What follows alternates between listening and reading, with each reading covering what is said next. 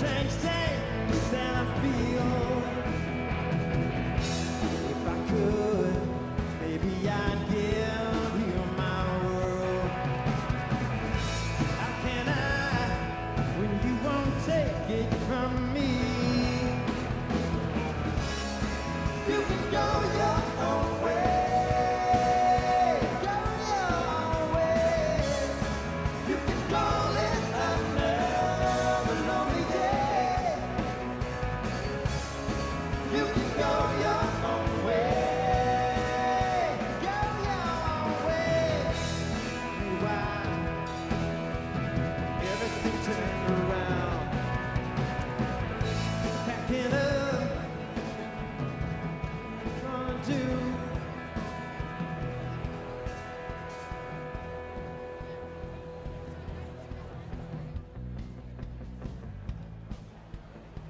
Delegates and alternate delegates, ladies and gentlemen, please take your seats. The program is about to begin.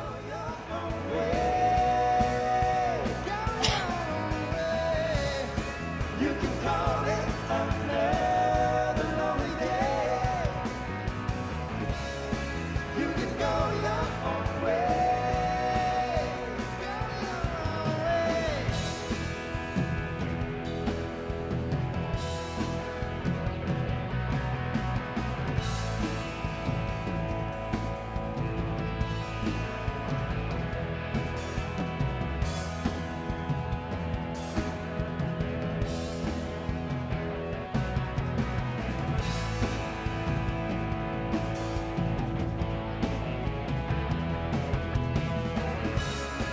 You can go your own way, go your own way. You can call it another lonely day.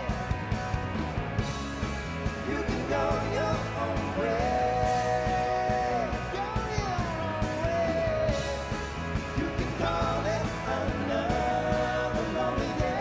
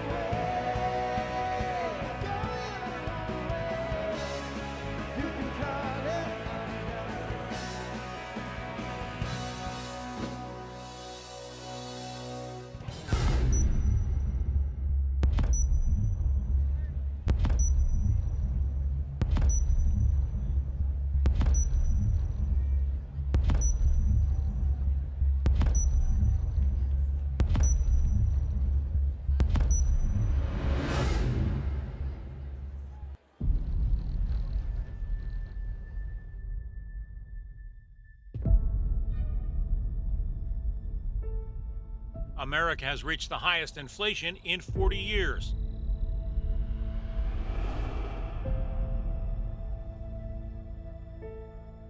The Wall Street Journal has reported today that Americans' incomes have gone down 3 straight years.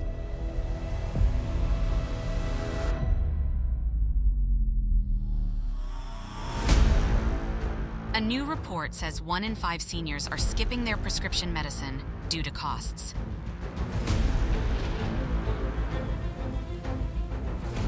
gas prices today reached the highest in history, over $5 a gallon.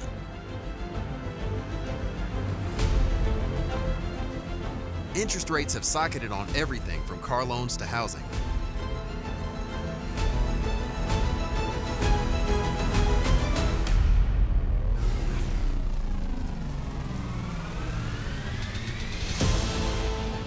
Credit debt has reached a new record, and the majority of Americans say they are living paycheck to paycheck.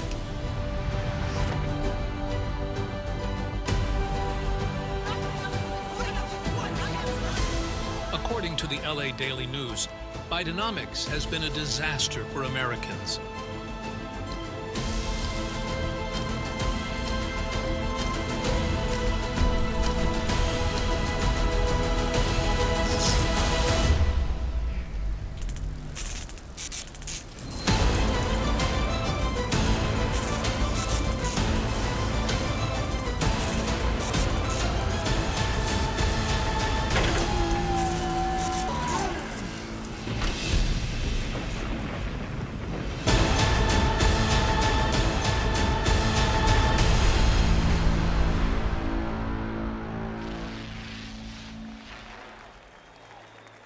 Ladies and gentlemen, the chairman of the Republican National Committee, Michael Whatley of North Carolina.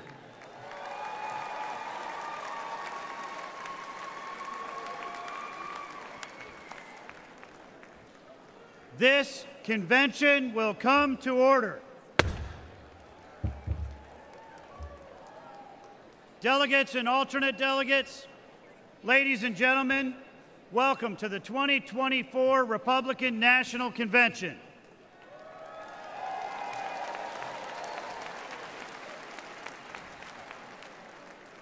To give the invocation, please welcome Most Reverend Jerome Listecki, Catholic Archbishop of Milwaukee.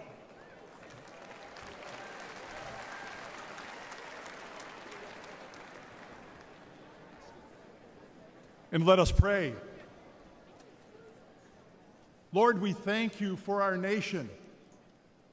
Our founding fathers held these truths self-evident, that all are created equal, endowed by their Creator with certain unalienable rights, including life, liberty, and the pursuit of happiness.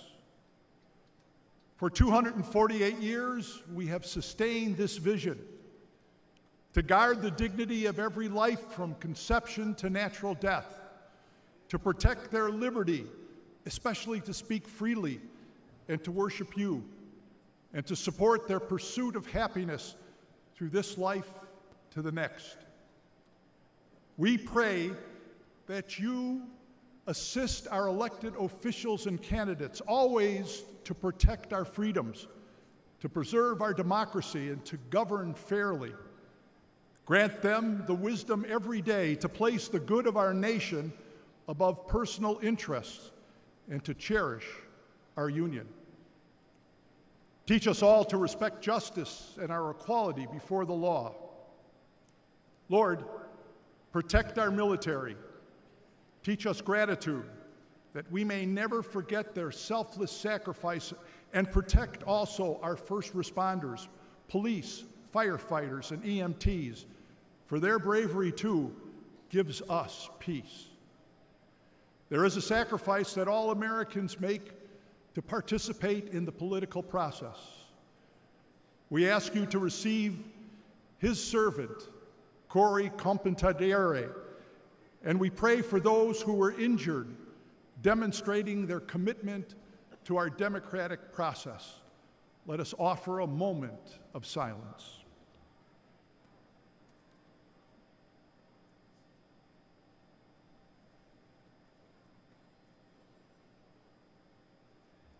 In the words of George Washington, Almighty God, keep the United States of America in thy holy protection and incline the hearts of the citizens to a brotherly affection and love for one another. Through Jesus Christ, our Lord. Amen.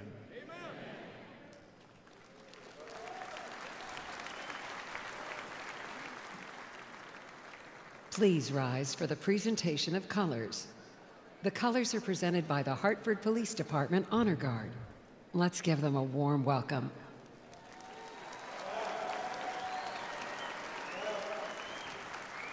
Left, left, left, left, left, left, left, left, left.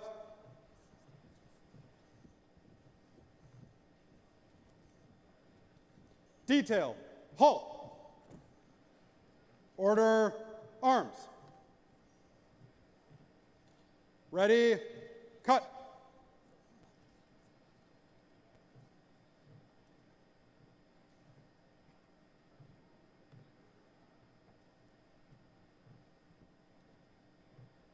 Please remain standing for the Pledge of Allegiance and the national anthem.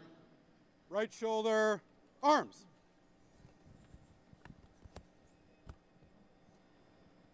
Present, arms.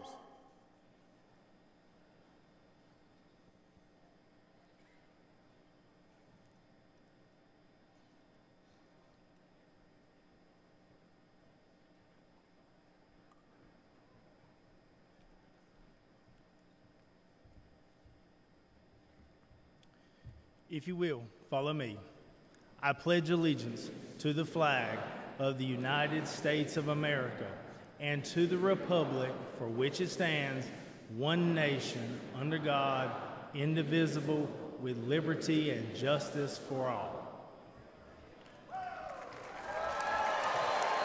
Now, to perform the national anthem, please welcome the Great Lakes Adult and Teen Challenge Choir.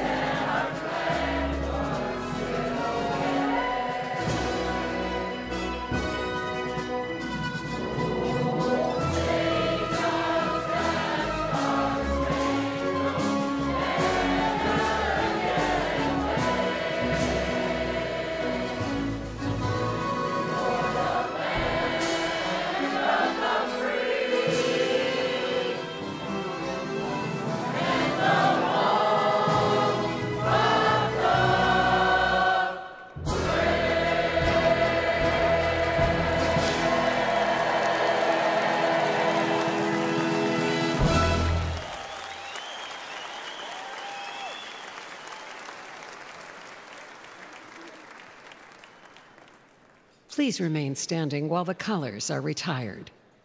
Right face. Forward march. Left. Left. Left. Left. Left. Left.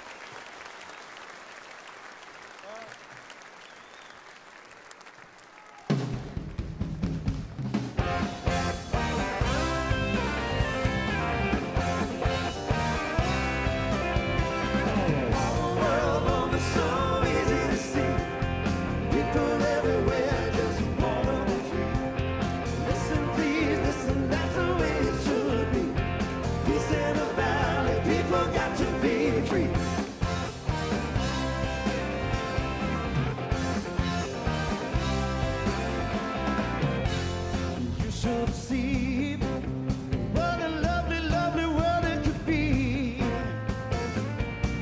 if everyone learned to live together. That seems to me such an easy thing it could be. Why can't you and me learn to love one another? All the world over, so easy to see. People everywhere just wanna be free. Can't understand, it's so simple to me. People everywhere just got to be free.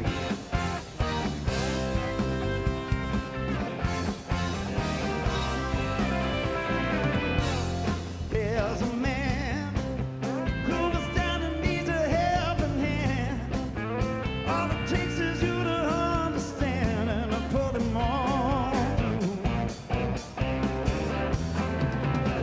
That seems to me we got to solve it individually.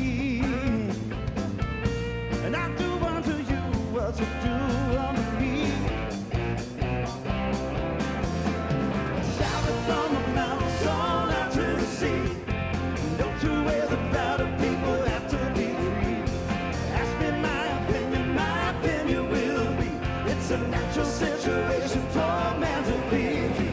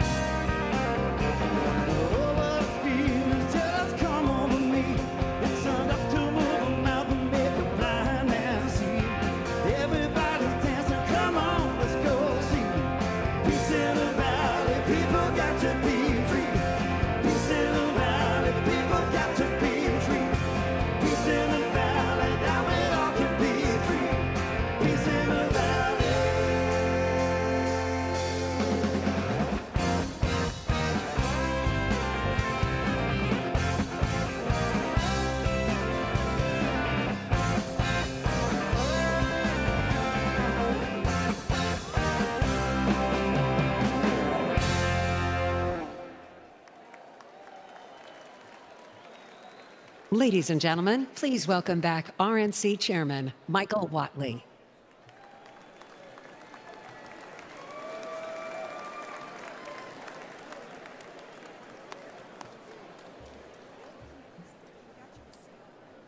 Delegates, guests, elected officials, and Republicans across the country, welcome to the 2024 Republican National Convention.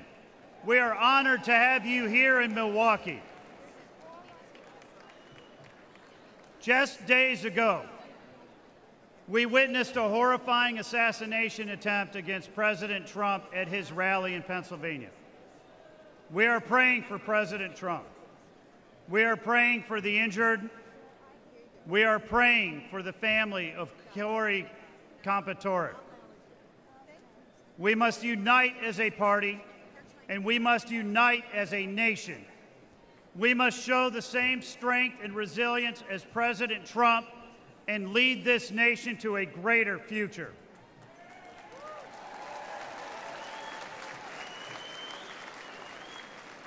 Four years ago, Europe and the Middle East were at peace. Our southern border was secure, and our military was stronger than ever. 4 years ago, America was respected abroad, and Americans could afford groceries at home. Tonight, everything is different. Russia has invaded Ukraine. Iran and its proxies have openly attacked Israel, and China is threatening Taiwan. More than 10 million illegal immigrants have flooded across our border, posing a direct threat to our communities, and inflation is crushing families from coast to coast. I am here tonight as the chair of your Republican Party to tell you it does not have to be this way.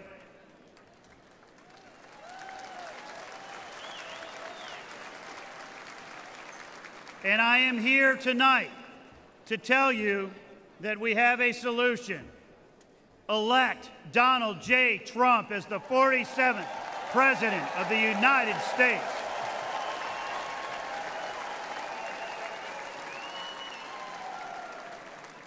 Only President Trump can unite us and restore our economy, rebuild our southern border, and regain our standing in the world. When I became chairman of the RNC, I pledged to do 3 things to make that happen. First, we are going to get out the vote. Second, we are going to protect the ballot.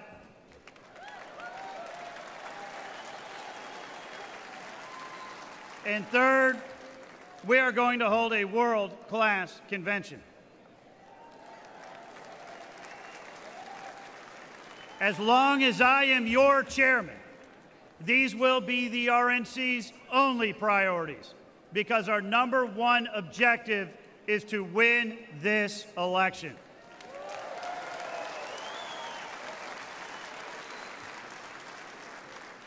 I am pleased to say that tonight we are kicking off the biggest and best convention in the history of the Republican Party, and we are united.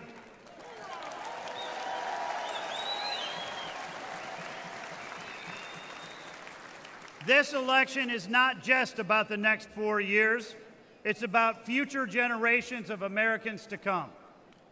I am so proud to serve as the chairman of your Republican National Committee and to open this convention. And I am so proud to work with all of you to elect Donald J. Trump as our president and J.D. Vance as our vice president.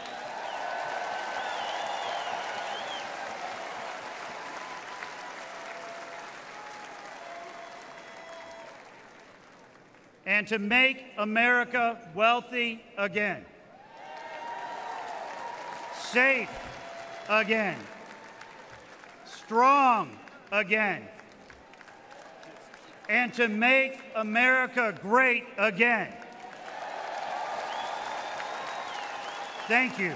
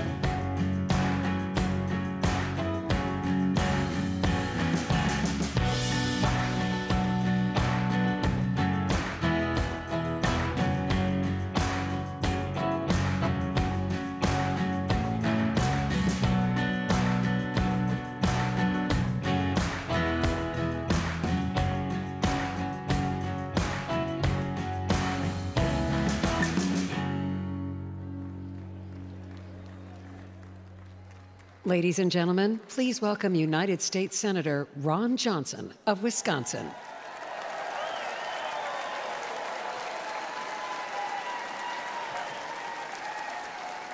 Thank you, thank you, thank you, thank you. Welcome to Wisconsin.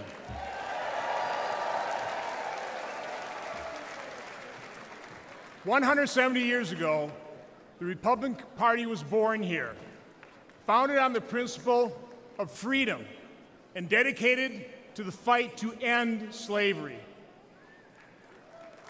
It is an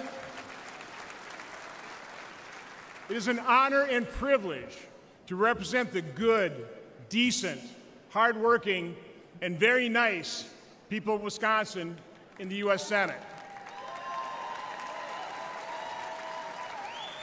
Like most Americans, they believe the purpose of government is to help improve lives, not make them more difficult.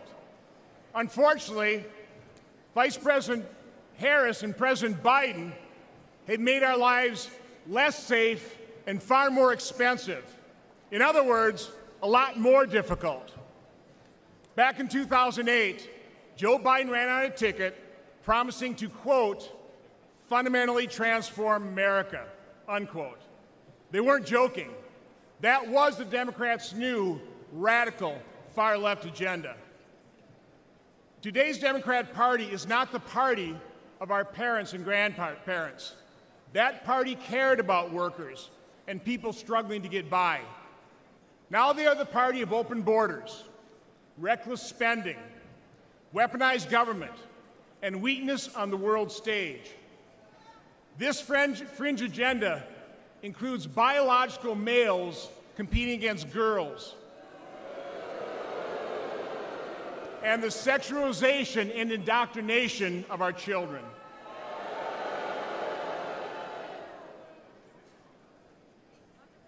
Today's Democrat agenda, their policies, are a clear and present danger to America, to our institutions, our values, and our people.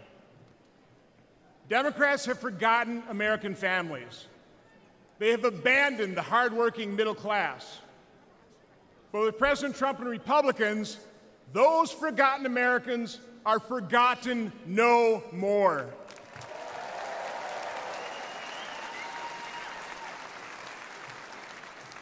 Republicans are the party of opportunity, liberty, and prosperity for all. We proved we know how to make life better for all Americans, and we can do it again. With a secure border, smaller government, less regulation, and lower taxes. Republicans understand that Americans don't want welfare, they want work.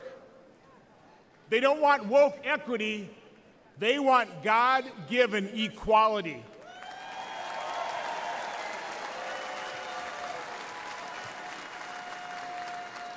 They want the promise of our founding documents, the right to pursue happiness. That's what Republicans will deliver. We've repaired the damage caused by Democrats before, and we will do it again.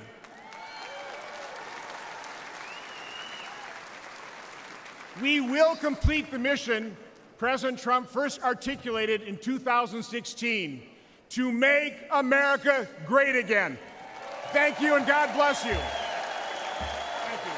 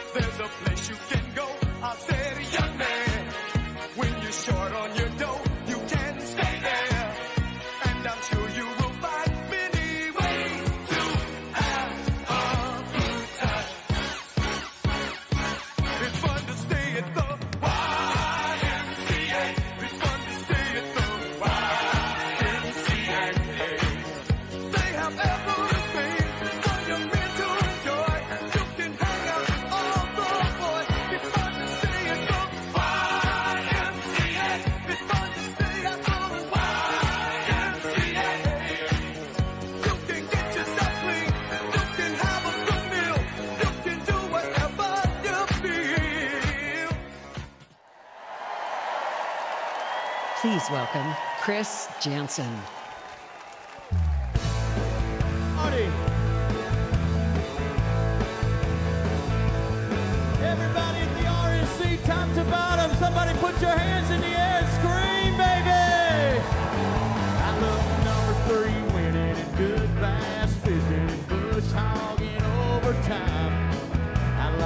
sitting in the stand with a gun in my hand. I'm an all-American guy.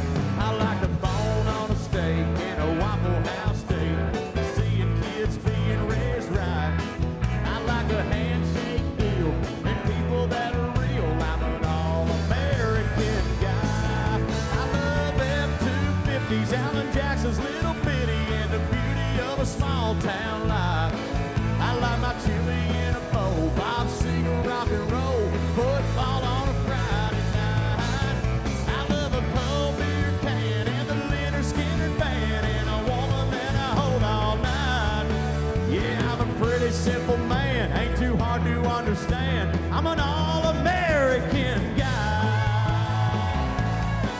I like America's best and rowdy rednecks and boots over suits and ties.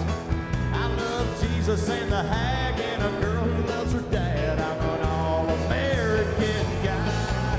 I love F-250s, Alan Jackson's Little Bitty, and the beauty of a small town life.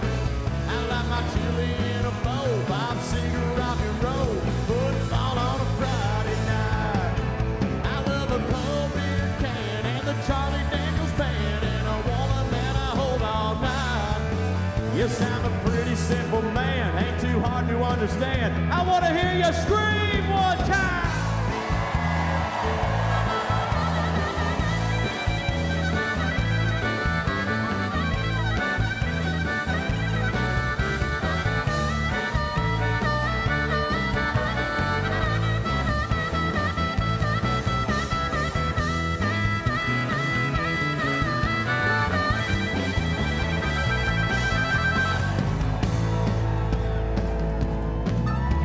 I can't hear you. They're listening around the world. RNC, I said, let me hear you scream, baby.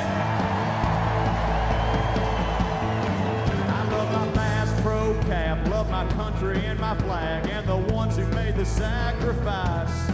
They're serving military time in the thin blue line. All-American guy. I love F-250s, Alan Jackson's Little Bitty, and the beauty of a small town life. I like my chili in a bowl, Bob Seger, rock and roll, football on a Friday night. I love a cold beer can and the Marshall Tucker band, and a woman that I call my wife. Yeah, I'm a pretty simple man, ain't hard to understand. I'm an all-American guy. You know I'm a pretty simple man, I ain't too hard to understand. Just an all-American guy. That's right.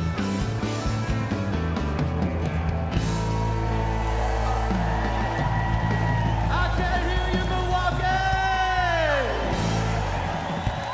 Everybody stay on your feet. Let's get some fun action in here. It's RNC 2024, and we are here to party for America, baby. We're here to party for America, baby. With every hand in the air, all the way to the top, side to side. I got a question for you, all the way back from 2016. Can somebody please buy me a boat?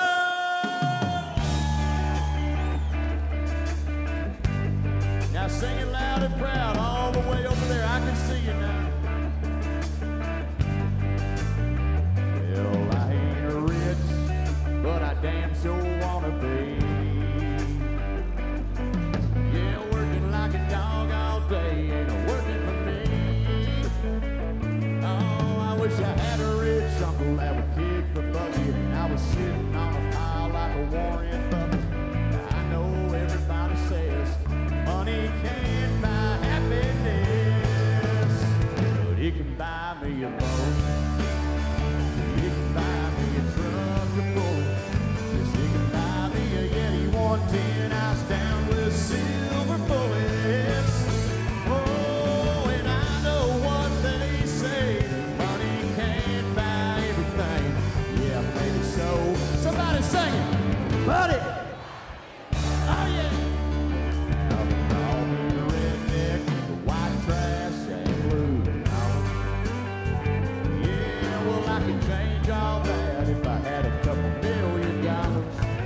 Whoa, I came a hearing that money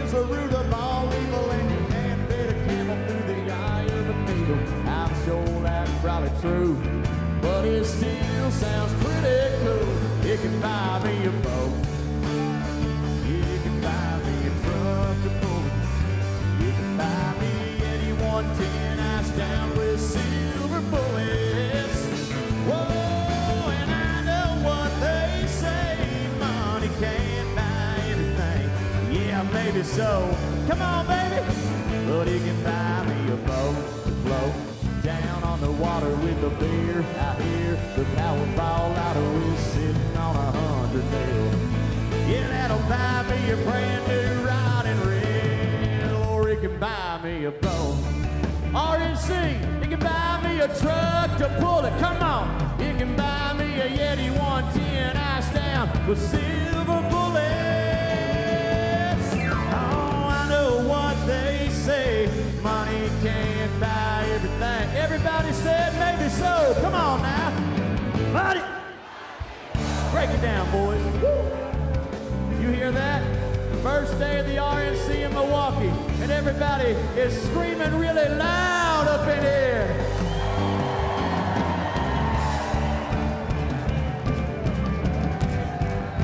I can see your hands, everybody on your feet, let's go.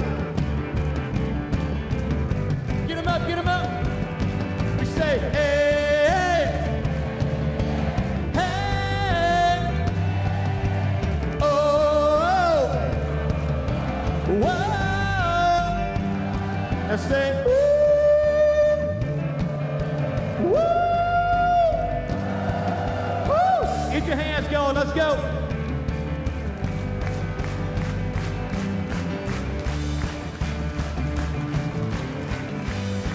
Watch this.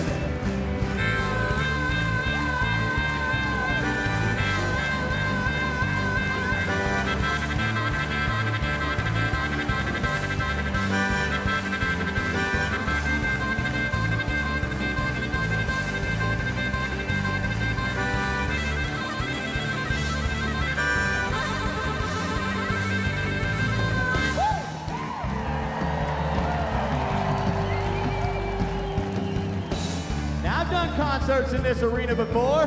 We might as well have a concert right now. The louder you get, the better I play. I said the louder you scream, the better we're gonna do. Let's go!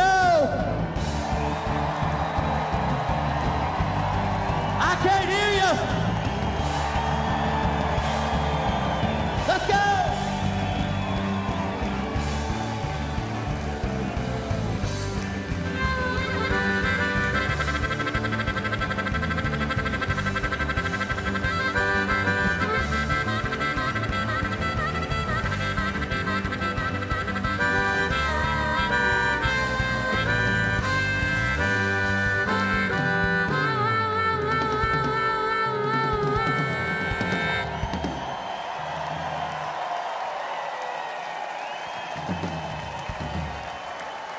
We can get rowdier than that. Come on, it's 2024 and we're here to party!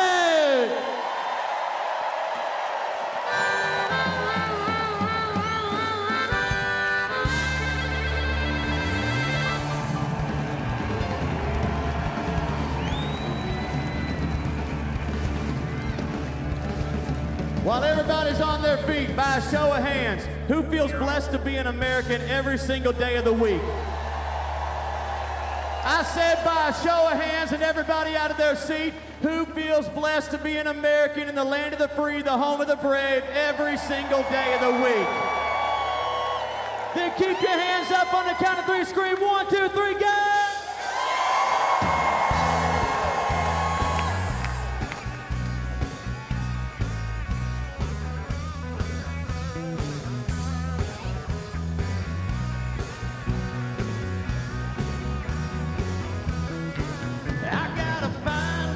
Woman got a house full of kids, truck that keeps her running, a job that pays the bills, bunch of fishing poles and ponds that I can fish. Even when it rains, I always tell you this: hell, I'm alive and I'm free. Well, I get up in the morning and get to being me. I'm a mess, but I'm blessed, and I count my blessings every day of the week, every day, every day. Well, I count my blessings every day of the week, every day, every day. If you're feeling blessed to be alive tonight, make some noise, baby, come on.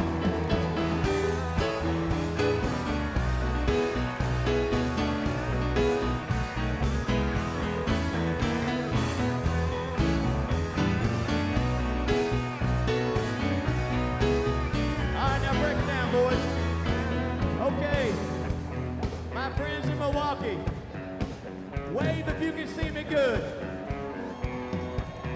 Top to bottom, side to side. Every hand in the air when I say every day, and you repeat after me. Here we go. You ready? Let's go. Every day. Every day. Well, I count my blessings every day of the week. Every day. Every day. That's pretty good, but that ain't good enough. Everybody, hands in the air. Let's go. Every day. Every day.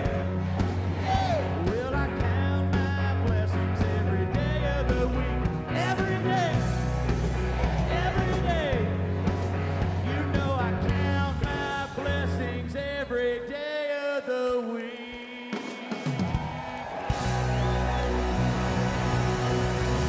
God bless you guys, and thank you.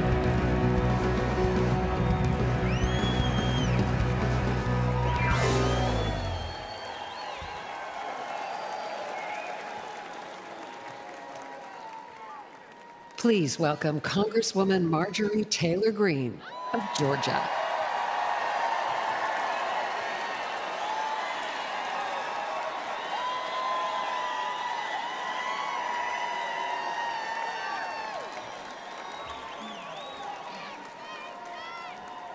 Thank you.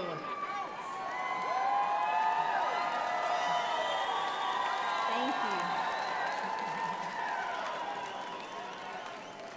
Thank you. Today is a celebration. The American spirit is alive and well.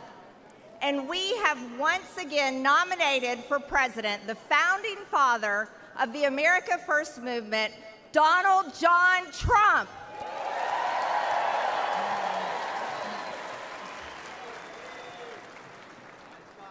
Unfortunately, this is also a somber moment for our nation. 2 days ago, evil came for the man we admire and love so much.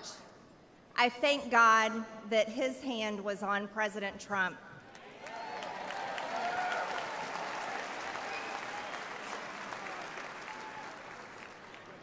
And I pray for the family of Corey Comprator, who was killed at the rally, and for other attendees who were wounded. Corey embodied the spirit of America First. He displayed the ultimate show of love when he shielded his wife and daughter, sacrificing his own life.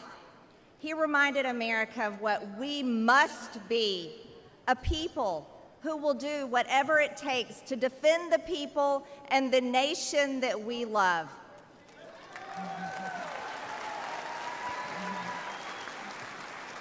Thank you. I love you too. We will honor Corey's memory by building the country he wanted, the country he wanted for his children, and a government worthy of the American people. For far too long, the establishment in Washington has sold us out.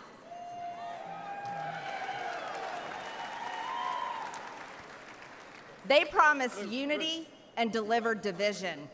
They promised peace and brought war. They promised normalcy and gave us Transgender Visibility Day on Easter Sunday.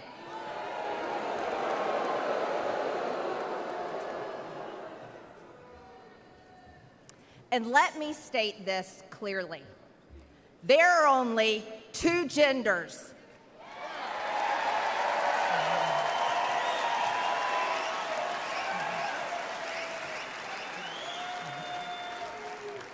And we are made in God's image. Amen. And we won't shy away from speaking that simple truth ever. The Democrats ripped open our borders and allowed millions of illegal aliens to pour in, driving up the cost of housing and health care while slashing American wages and eliminating jobs. They claim that our economy is thriving, yet hundreds of thousands of American-born workers lost their jobs these past few years. The Democrats' economy is of, by, and for illegal aliens.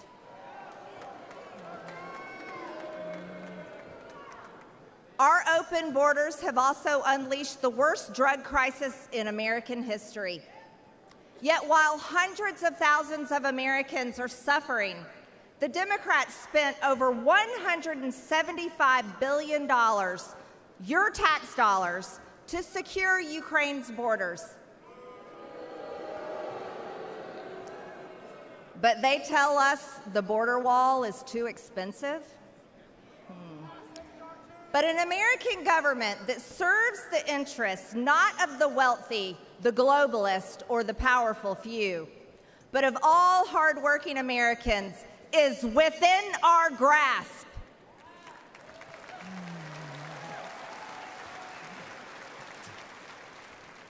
Donald Trump has, and he will, make America successful again. He will make us wealthy again. And as God as my witness, he will finally give us the country we deserve. Because Donald John Trump is the leader America deserves. God bless the American people, God bless President Trump, and God bless the United States of America.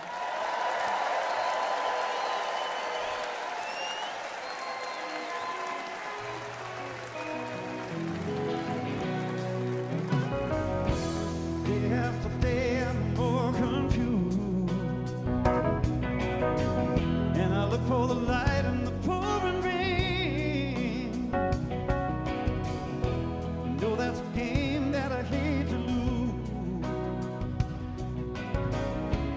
Feeling the strain, ain't it a shame?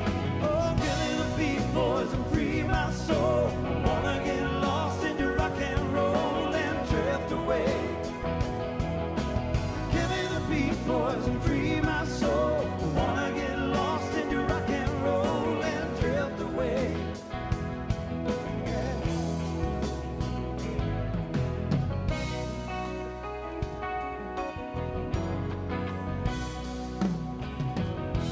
Beginning to feel that I'm wasting time. Don't understand all the things I do.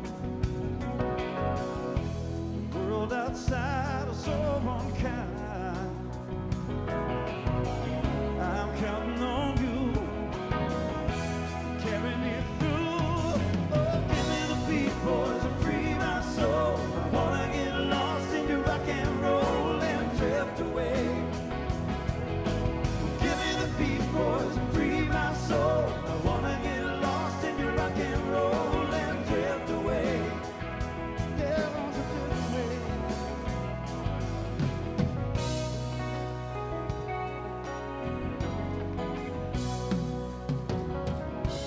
When my mind is free, you know a melody can move me. When I'm feeling blue, guitars are coming through to soothe me. Thanks for the joy that you're giving me. I want you to know that I believe in your song. Rhythm and rhyme and harmony. I want you along, making me strong.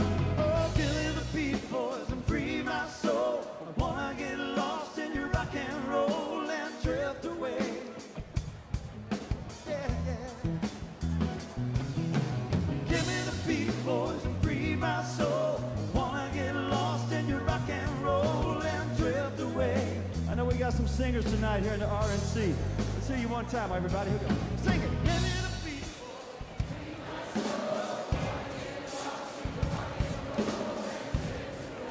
Sounding good, y'all.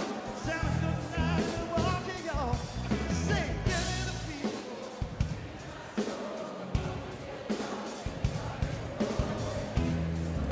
Let your feeling be tonight, y'all. Give me the beat, boys, to free my soul. I wanna get lost in your rock and roll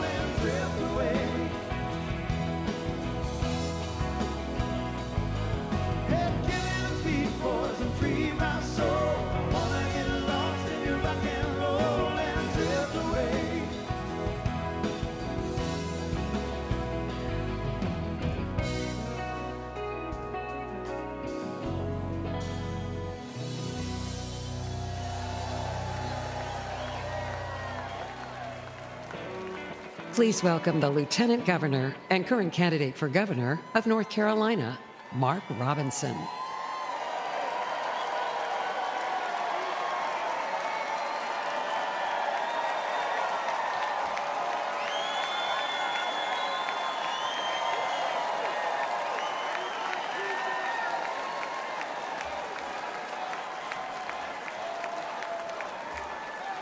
Thank you, thank you, thank you. First and foremost, I want to give thanks to my Lord and Savior Jesus Christ for giving us my life and health and strength, allowing me to be here and allowing us to live in this blessed and prosperous land. I am Mark Robinson. I am the first black lieutenant governor of North Carolina. And come November, I plan on being the first black governor of North Carolina.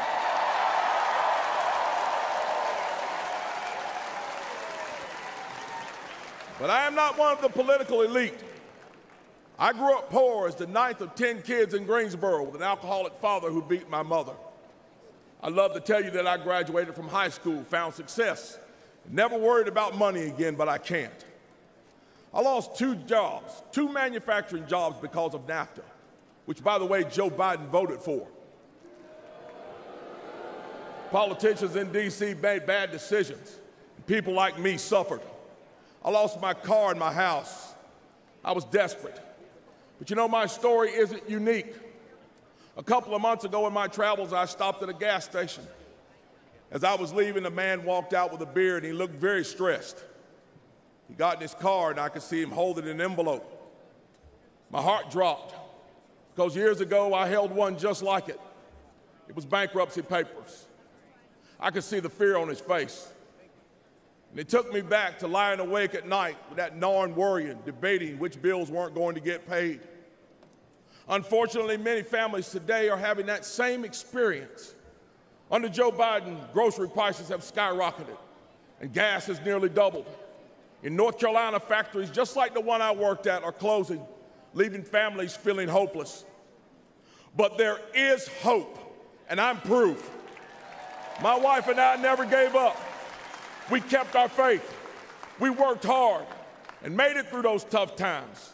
Now I stand before you on the verge of becoming the first black governor of North Carolina.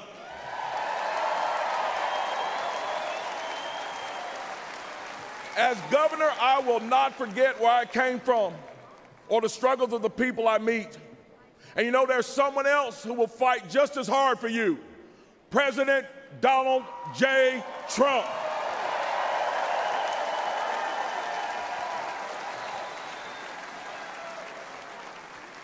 The brave heart of our time, President Trump, had our economy roaring.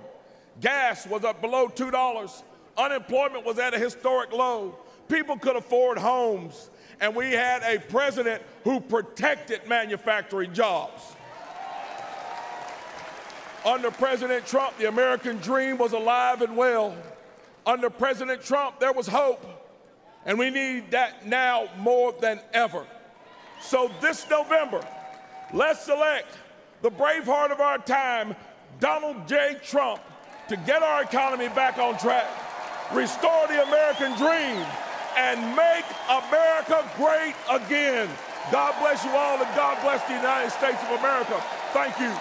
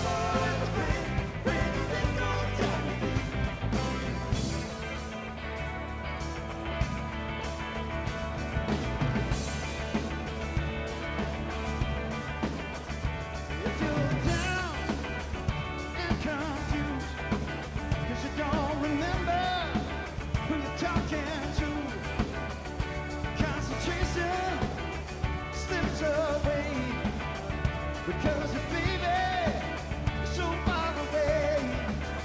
Well, there's a rose in the vestibular, and the eagle fly with the dove. And if you can't be with the one you love, honey, love the one you're with. Love the one you're with. Love the one you're with.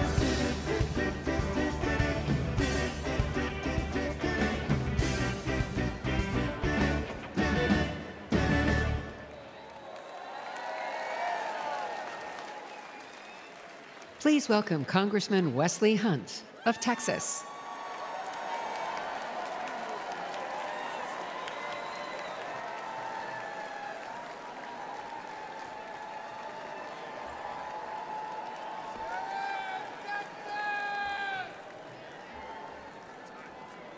Thank you.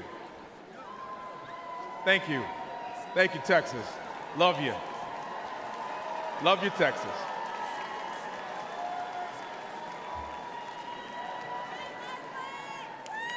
A president's greatest responsibility is to protect the American people. And both Joe Biden and Kamala Harris have failed. I'm a military guy. I flew Apaches in Iraq. Thank you. Thank you. Thank you. I understand that when you're given a mission, you show up, you identify the problem, and you execute. Biden and Harris haven't shown up. They don't seem to understand that they are the problem, and they've shown no empathy or remorse as the American people suffer from their failed leadership. They have imposed what Ronald Reagan called the cruelest tax on the poor, inflation. Today, 65% of Americans are living paycheck to paycheck because the dollar is worth less and less every day. Grocery prices have soared. Average Americans are spending $4,300 more on energy bills.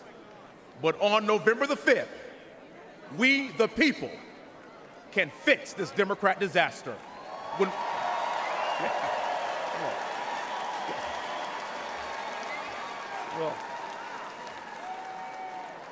we can fix this disaster when we re-elect Donald John Trump as president and send him right back to where he belongs, the White House.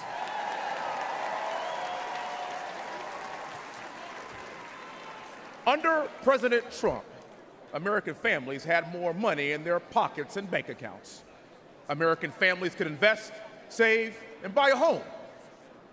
Under President Trump, we had the greatest economy in our lifetime, and in less than 4 years, under Joe Biden, everything changed. Ladies and gentlemen, that is why we must win in November to take our country back.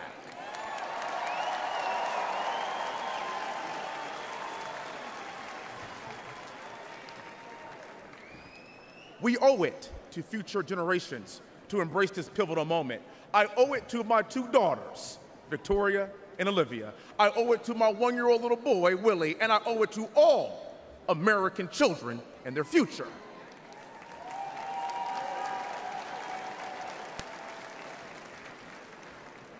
I'm the great-great-grandson of a slave. I'm the son of a retired lieutenant colonel. I'm the product of West Point along with my other two siblings.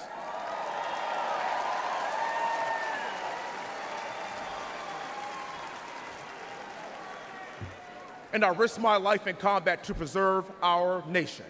Now,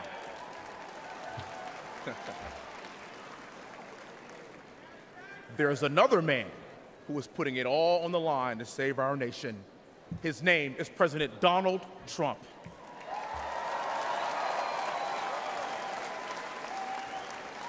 And with your help in November, and with his unbending resolve, together we will make America great again. God bless you, Milwaukee. May God continue to bless these United States of America. Thank you.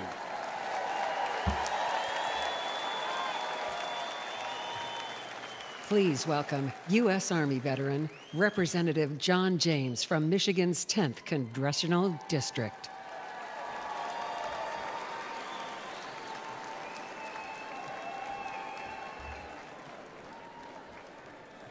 Good evening, Wisconsin. Warmest regards from Detroit, home of the NFC North champion, Detroit Lions.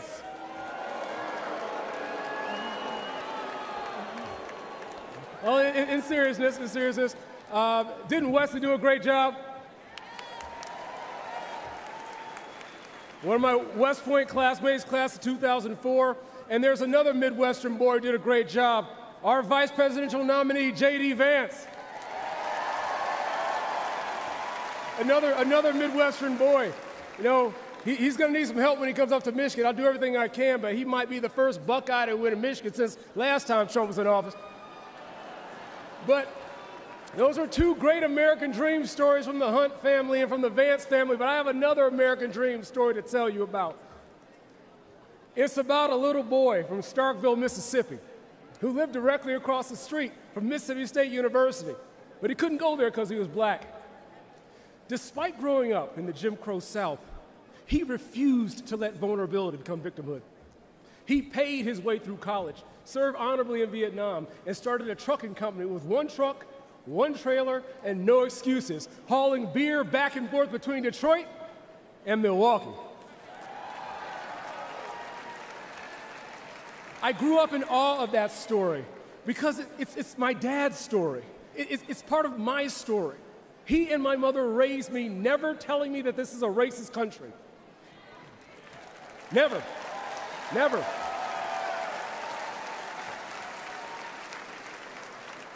Even though we have marked blemishes in our past, even though we have much farther to go, even though they endured racism, it did not define the nation they loved. They taught me I could do anything I set my mind to. They taught me to put the Lord first always. They taught me to use my blessings to be a blessing to others. And that's what we're doing here today. That's why I went to West Point. I became a Ranger qualified Apache pilot and flew 750 hours operations in Operation Iraqi Freedom. You know, that's something else me and President Trump have in common. The bad guys shot at us both, but they missed. And we'll keep on fighting for America until the good Lord takes us home.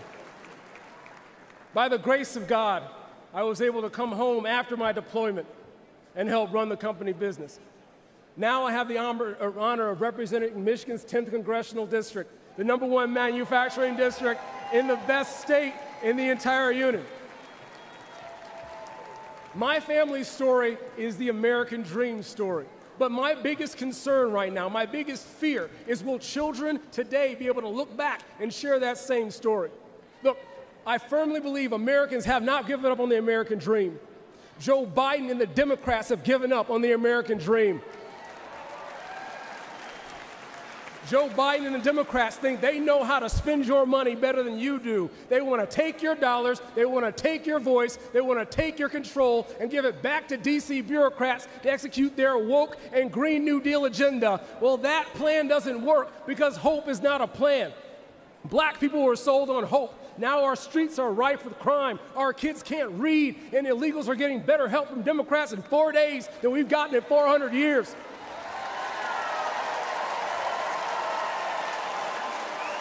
Look, our daughters were sold on hope, and now they're being forced on the playing fields and changing rooms of biological males. America was sold on hope, and now the world's on fire. Our borders are wide open, and Americans are going into debt to pay for their groceries. But look. We don't even have to imagine a brighter day. We just have to remember, under President Donald J. Trump, we had a secure border. Under President Donald J. Trump, we had peace in Europe. And under President Donald J. Trump, we had an economy so good. We had an economy so good, Democrats were trying to give Obama the credit for it. Look. Yeah, I heard a little bit earlier today, if you don't vote for Donald Trump, you ain't black.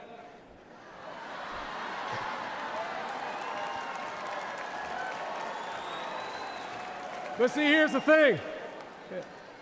By the grace of God and the proven leadership of Donald Trump, for every American, regardless of race, color, and creed, we can once again have a land where a child's outcome isn't determined by their zip code. We can once again have a land where hard work truly does get you ahead. We can once again have a land where you can go from poverty to prosperity in a single generation. I believe that land is still America. America is the greatest idea that's ever been.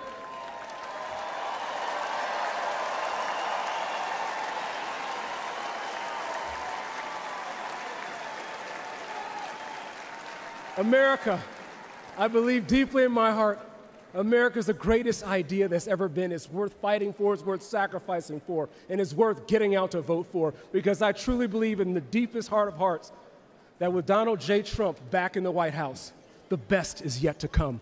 God bless you. Thank you. God bless America.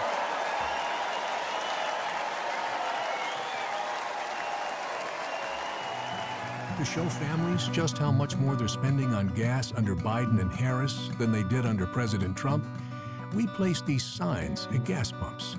When President Trump left office, gas cost only $2.20.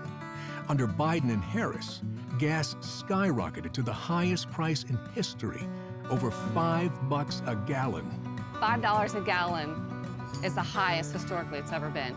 It hurts my heart, it hurts my budget, it just hurts. I've never seen it this high before, with the gas prices being the way that they are. They're terrible. They're outrageous, overpriced. Our paychecks are like a third of what they used to be just because of gas prices. We have to choose between, am I going to fill up my car all the way or am I going to buy a prescription? Whenever Trump was in office, it took me about $45 to fill up, and now it's about $75 to $80. A lot of pain every time you go to the gas pump, and I know I'm not the only one that feels it. Within my first year of driving, I'm having to deal with an average of 503 across the nation. I feel it every time I fill up. Well, it certainly affects my saving because it's hard to save when everything you're making is going out for groceries and gasoline. With the gas costing more, of course, the food costs more, and also cuts into doing charitable activities, like try to deliver food to needy children. Families right now are living paycheck to paycheck, and it's going to get worse. How people with families do it on a normal average income, I don't see how they can pay it and have any money left over even to pay for gas. I don't think Bidenomics works for anybody. My family can't afford any more of him. It's impossible to pay $5.03. We need to care about our people better than that. There are going to be 41 million new Gen Z voters this upcoming election, and when they go to cast their vote, I mean, that's definitely going to take a toll on which way they lean. I'm voting for Trump because me and my family want to pay this amount for gasoline. We don't need any more of this. We need more of this. To show families just how much more they're spending on groceries under Biden and Harris than they did under President Trump, we placed these signs in grocery stores. You got a 49% increase under Joe Biden. I mean, a tremendous increase. It just goes on and on. It's ridiculous. I have definitely seen a price increase since Biden has been president. The food prices are astronomical. They're unaffordable. They're still going up. Every week you see something else that's gone up higher. It's hurting everybody. When we grocery shop, 5, 6 years ago, this is not the same grocery store that I remember. I do without a lot of things that I shouldn't because we can't afford it. Everything in the store is double the price. I mean, we're talking $600 a week just for my family of 6. I think it's especially hard on families with children. A lot of people are using food banks that never would have used food banks before. Living on Social Security or just disability, it's very difficult to be able to maintain the expenses. I have several elderly friends. They can't even get their medicine some months because they're paying so much for gas and groceries. When you check out, it's shocking. It's shocking what the increase is. Everything. Joe Biden's policy, Kamala's policies, they're killing us. But since Biden's come in, I gotta say it's gotten worse, and they don't even care. I served this country, and I've seen the biggest change in my entire life in these last 3.5 years. If you want to save this country, you need to vote for President Trump.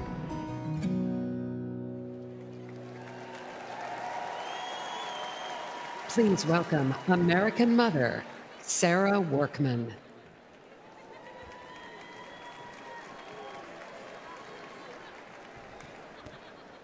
Good evening. I'm Sarah Workman from the great state of Arizona. I'm honored to be here tonight on behalf of everyday Americans. I'm a single mother who works 2 jobs to support my family. I know Americans can relate when I say that every time I fill up my gas tank, go to the grocery store, and try to pay the bills, I think, who doesn't miss the Trump days?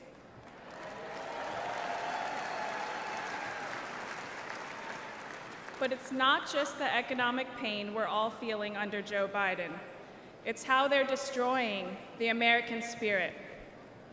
Everywhere we look, there's pain, chaos, and crisis. Inflation, open borders, woke indoctrination in our schools, violence in our cities, and unjust rulings in our courts. All of it is eroding one of America's greatest strengths, our optimism.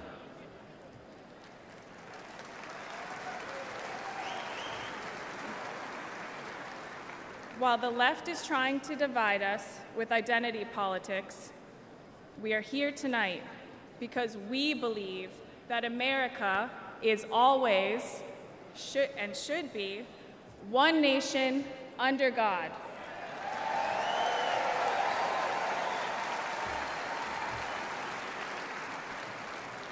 In addition to the economic pain, the Democrats' open border policies have shattered my family. With drugs so readily available, my husband fell victim to the drug epidemic. It tore our family apart, and now I raise my son alone. But I know there is hope.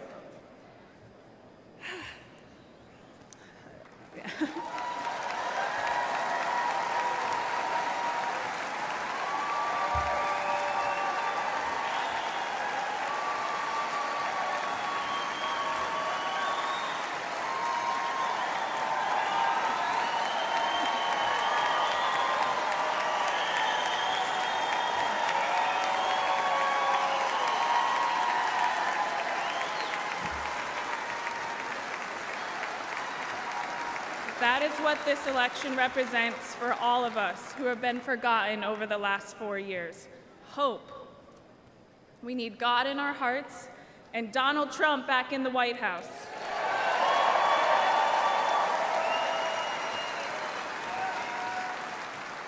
If you're watching tonight and you hear your own story and mine, Donald Trump put me on this stage to show that he hears us, he sees us, and we are forgotten no more.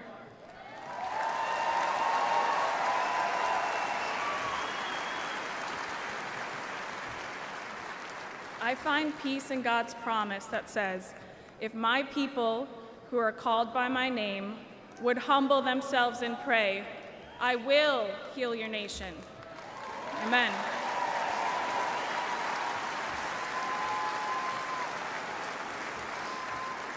With faith, hope, and love in my heart, I know we will make America great again.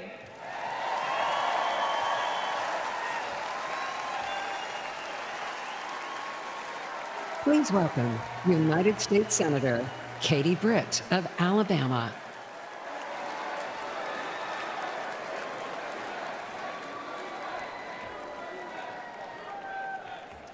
Good evening, Milwaukee. I'm Katie Britt.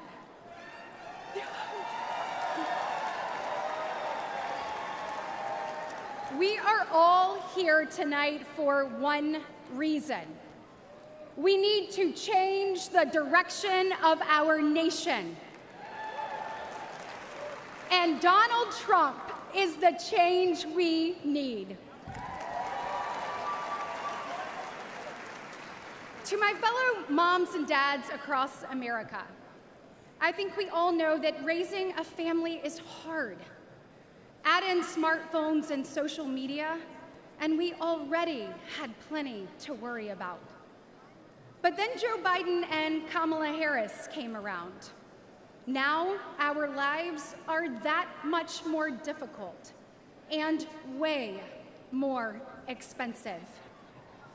Under Biden-Harris, prices are high and expectations, well, they're low. Grocery prices are up more than 21%.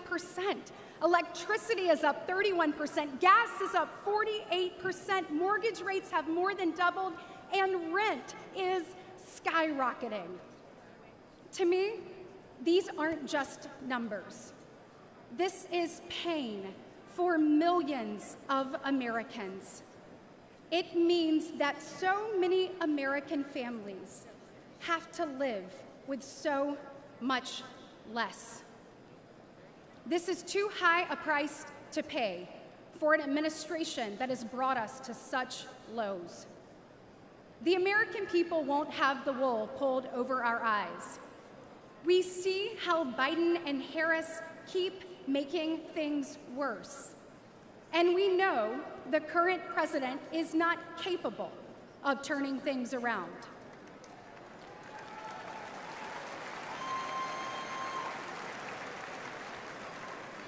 His weakness is costing us our opportunity, our prosperity, our security, our safety. Each diminished, all in decline, just like the man in the Oval Office.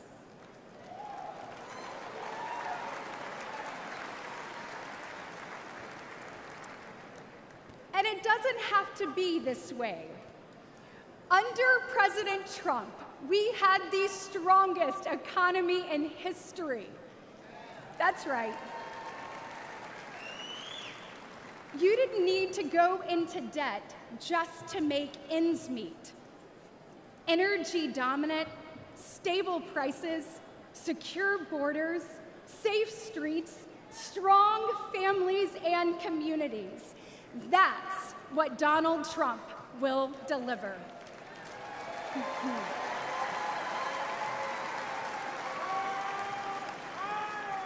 With President Trump, the tough choice was which job offer to accept. Now, it's which second job to take just to pay the bills. Your family can't afford this costly and dangerous decline for 4 more years. 4 more years of Biden-Harris will impose a lifetime of financial damage on our children and our nation. It is time to return President Trump to the White House. Yes. Republicans will put parents, families, and hard-working Americans first. With President Trump back in the White House, we will reawaken the exceptionalism of the greatest nation ever known.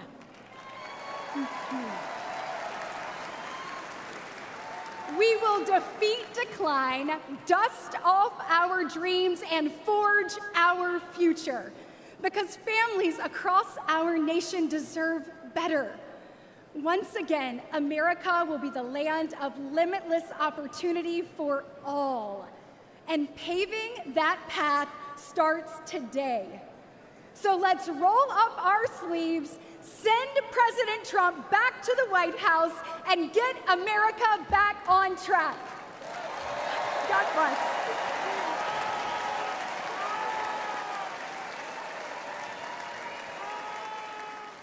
Ladies and gentlemen, please welcome United States Senator Tim Scott of South Carolina.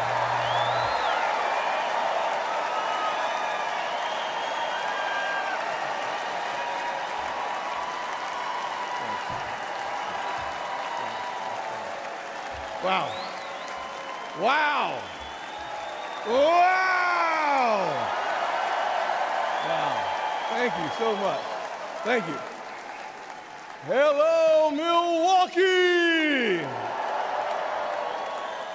Are you ready for 4 more years of Donald Trump?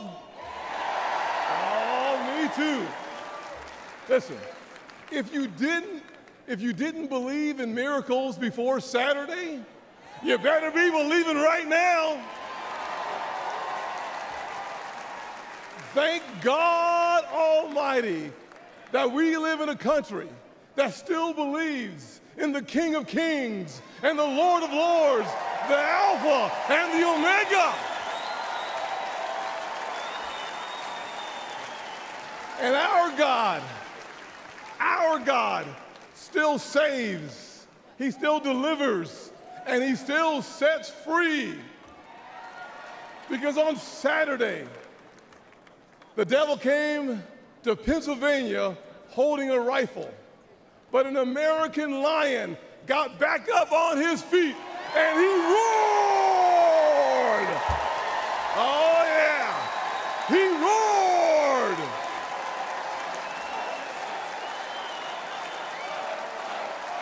Yeah, yes he did.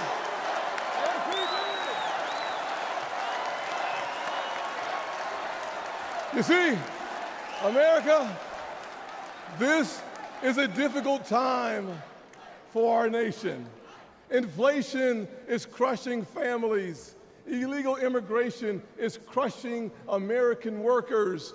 Failing schools and victimhood culture are crushing our poorest kids. And the weakness of the commander-in-chief has invited world wars all around our world. Joe Biden is asleep at the wheel and we're headed over a cliff. We hear despair in the voices of a millennial couple raising 2 kids in a 1-bedroom apartment because they can't afford a house. We see pain on the faces of Gold Star parents because their commander-in-chief, Joe Biden, literally forgets their son died in uniform on his watch. America, we deserve better.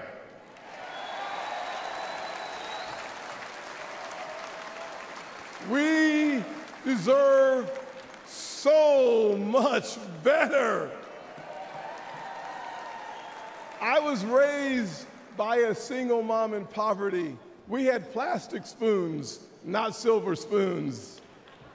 But she taught me to work hard, to take responsibility, and reject victimhood. Thank God for my wonderful mama. I know this is going to offend the liberal elites. Every time I say it, it offends them. But let me say it one more time. America is not a racist country.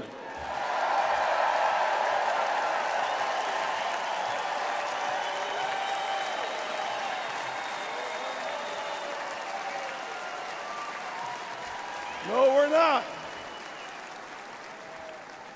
But if you were looking for racism today, you'd find it in cities run by Democrats. Look on the south side of Chicago. Poor black kids trapped in failing schools.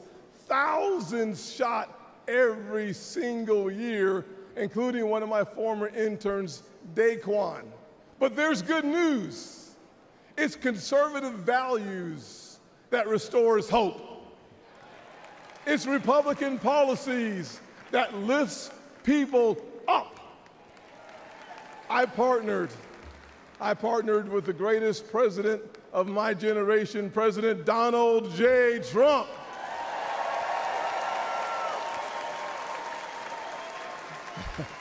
On the biggest tax cuts ever for working people and single moms, and opportunity zones for neighborhoods that need them most.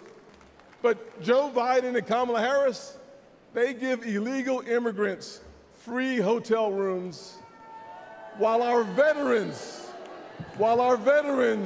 sleep on the streets. Disgusting, disgusting. Trump secured our border once, and Donald Trump will secure it again.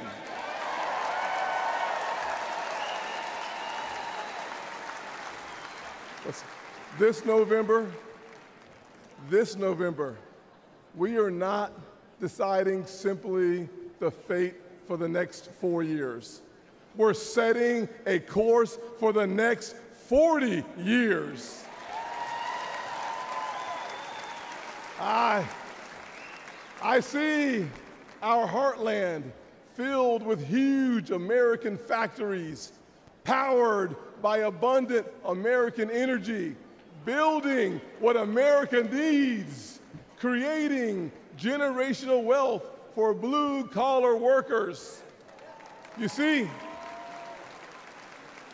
we are the Republican Party of Frederick Douglass and of Abraham Lincoln,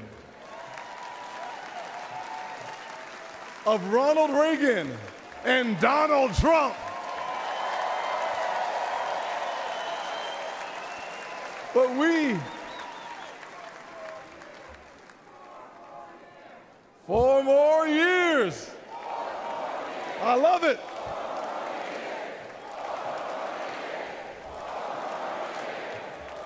Awesome.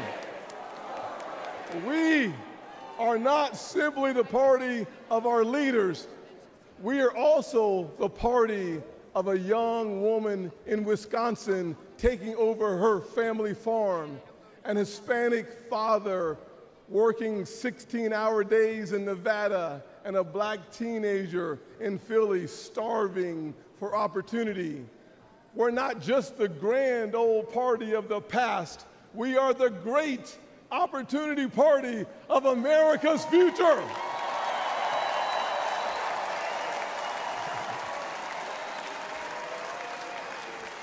And there's only, hear me clearly, and there's only one person who can make that vision a reality: Donald J. Trump. God bless America.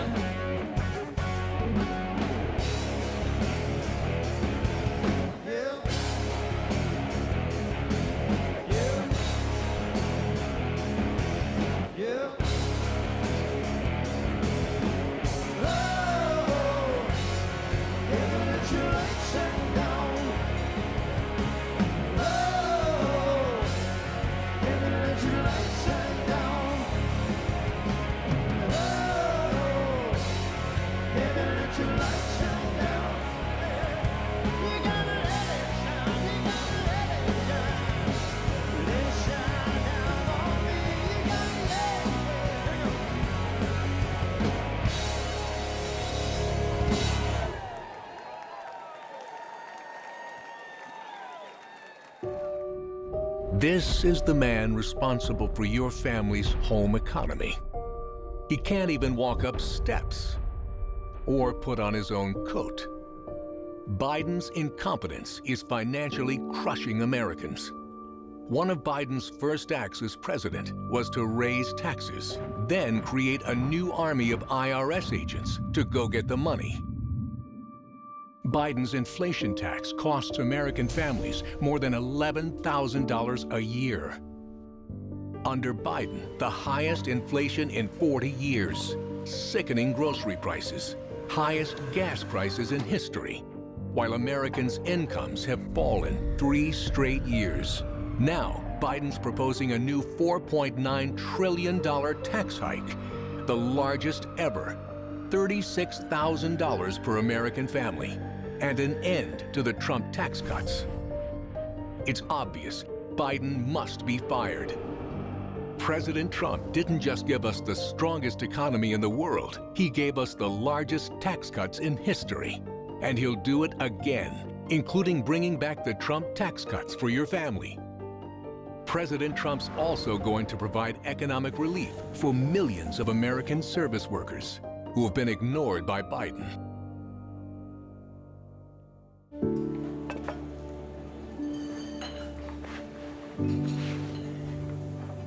You're looking at America's service workers.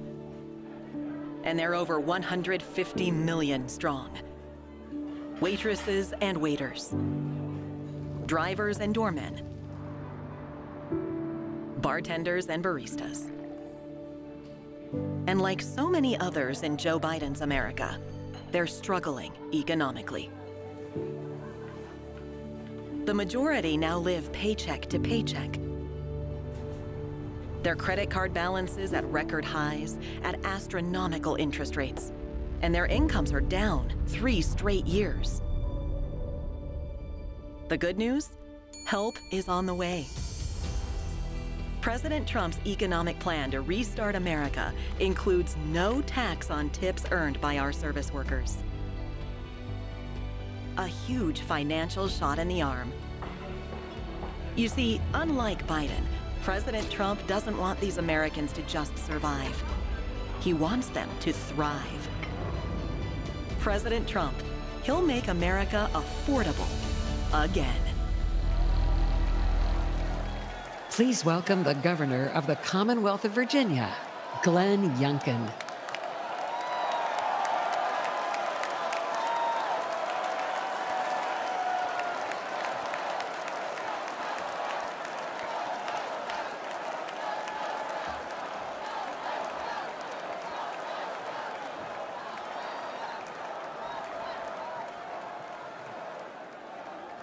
Yes, Joe must go.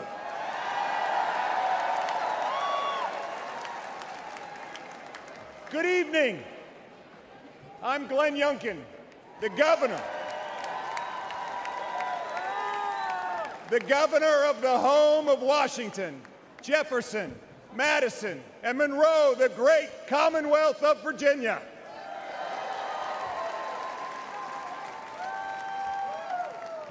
Tonight, we stop for a moment.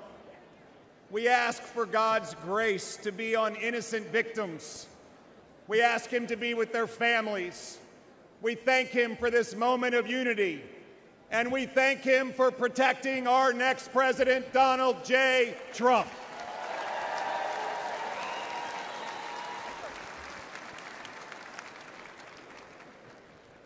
And tonight, our nation can have the conversation that so many families have at their kitchen tables. Yes, those tough conversations. How do we make it all work?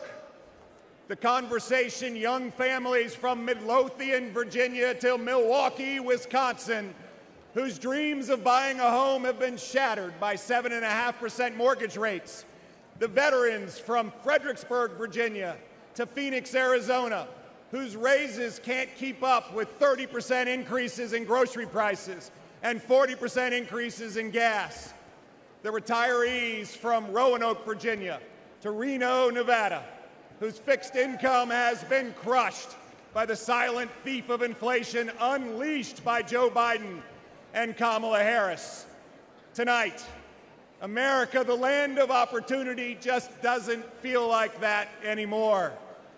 But 8 years ago, there was an outsider, a businessman, who stepped out of his career to rebuild a great nation with the strongest economy, the mightiest military, energy independence, unlimited opportunity, lifting up every American. That outsider businessman was Donald J. Trump, and he will do it again.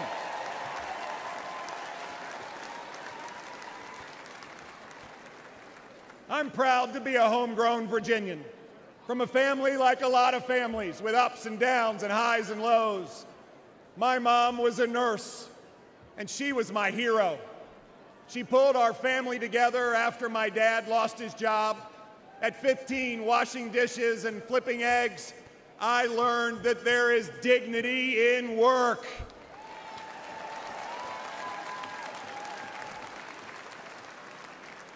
At the height of the pandemic 4 years ago, I asked my amazing wife, Suzanne, to go on a walk with me. I told her I planned to quit my job and run for governor. She looked at me with tears in her eyes and a quivering lip and asked, "Governor of what?" We prayed together, and we asked God for guidance and wisdom, and we said if elected, we would serve. After 12 years of only electing Democrats statewide, in November 2021, Virginians elected a Republican outside businessman as their 74th governor.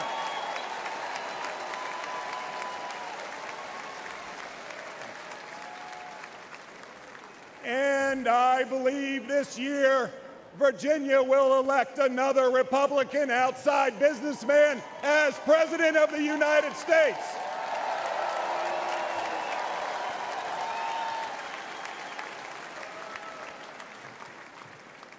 President Trump proved that common sense conservative leadership works. It works for America. And we're proving it in Virginia, too. $5 billion of tax relief, backing the blue. Slashing red tape, declaring loudly that, yes, parents matter. And creating jobs, lots of jobs. Virginia now has record job growth, and we were just named America's top state for business.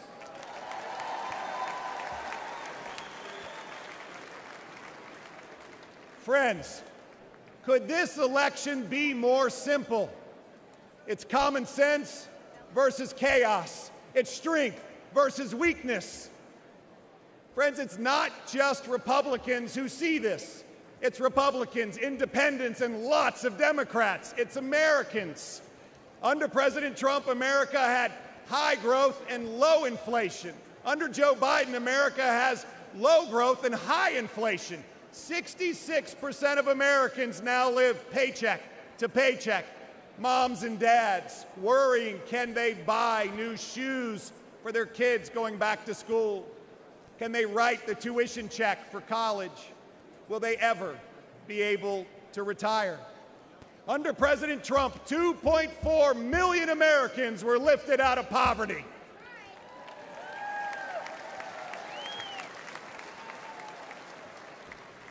Women, Black Americans, Hispanic Americans, Asian Americans all saw record low employment.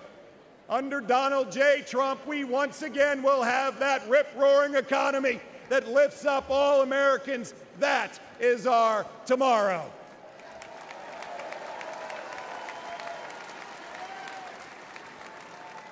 A tomorrow where work is celebrated, where taxes are cut and inflation is slashed, where we cut red tape, where we unleash American energy dominance, where businesses proudly say, "Made in America."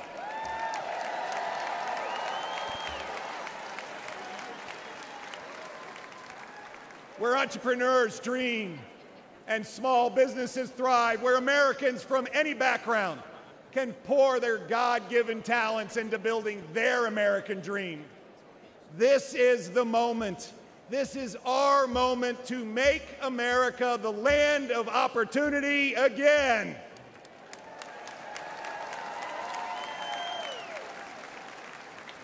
A nation built on a basic truth, that we are granted certain unalienable rights, not by a king, but by an almighty creator. And that among these are life, liberty, and the pursuit of happiness. Our foundational principles are non-negotiable. They are inscribed on our national soul. My fellow Americans, the spirit of hope is spreading. Everyone can feel it, and it will sweep across this nation when we elect Donald J. Trump, the 47th President of the United States. May God bless you, and may God bless the United States of America. Thank you.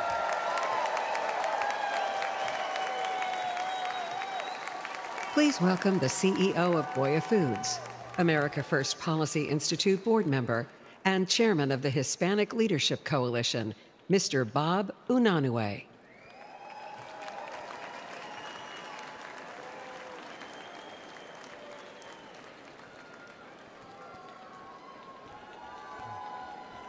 Buenas noches, familia.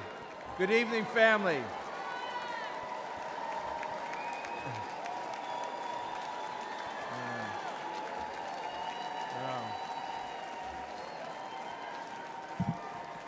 Wow, wow. Gracias, gracias. 4 years ago, I dared to say that we were blessed by Donald J. Trump, a builder. Got into trouble for that. But more than a builder, he's a courageous leader. And he will bring this nation closer to God. He will bring strength to America. And he will bring prosperity back to America. And that's what my grandfather did as a 17-year-old in 1903. He packed his clothes and his dreams in a suitcase, and he got aboard a steamship. Like millions of other immigrants, he sought nothing more than a chance to build a better life. His American dream began when he opened a small grocery store in Manhattan. With love and determination, he built it into the largest Hispanic-owned food company in the United States. Thank you. Goya Foods grew as the Latino community flourished. The Latino community is diverse, but we are united in our values, values that include an unwavering faith in God, and an abiding love of family, and a fierce work ethic. We want the freedom to worship, to love, and to work in a way that gives us purpose, gives us a reason to get up every day. The Biden-Harris administration disrespects our values and has abused our community. They buried our businesses with inflation and government red tape. They even used the FBI to go after traditional Catholics as if we were terrorists. They put out the welcome mat for drug cartels. Biden's open-door policies is all the more insidious because it's couched in soft terms like compassion and sanctuary. In reality, it is cruel. Joe Biden's open southern border facilitates the largest criminal enterprise in the world, which disproportionately victimizes Latinos, especially children. Last year, an HHS whistleblower testified that the United States was the middleman in a large-scale child trafficking operation that has lost track of 85,000 children, a number too large for most football stadiums. Our border czar, Kamala Harris, that means so bad, and we have enough bad, we need some good, we need goodness, was missing in action. Many Latinos came to America from countries where the few exploit and control the many. Today's Democratic Party sees this as their path to maintain power. Instead of lifting people out of poverty, their policies are making our lives worse. For many Latinos, it's déjà vu, although even though that's French. I don't know how to say that in Spanish, I'm sorry. The Cuban philosopher Jose Marti said, mankind is composed of two sorts of men, those who love and create and those who hate and destroy.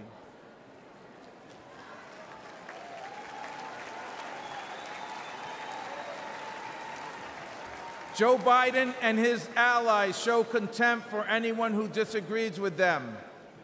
Their hatred of Donald Trump knows no bounds. Their radical policies are wrecking our economy and destroying our lives.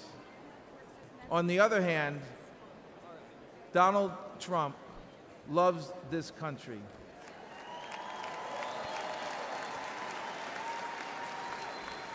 He loves us, and he knows how to build and create.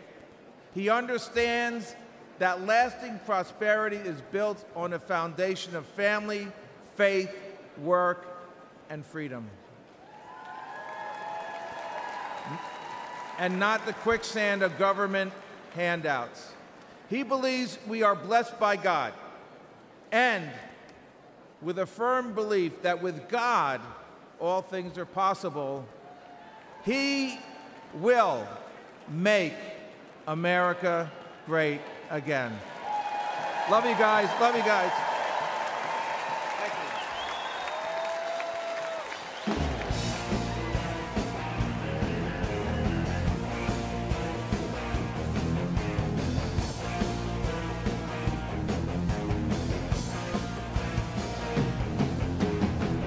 Everyone's watching, see what you do. Everyone's looking at you. Everyone's wondering when you come out tonight. Everyone's trying to get it right, get it right. Everybody's working for the weekend. Everybody wants a new romance.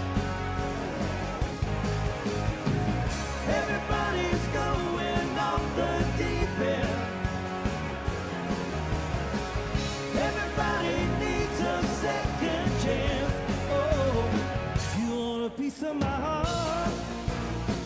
You better start from the start. You wanna be in the show? Come on, baby, let's go.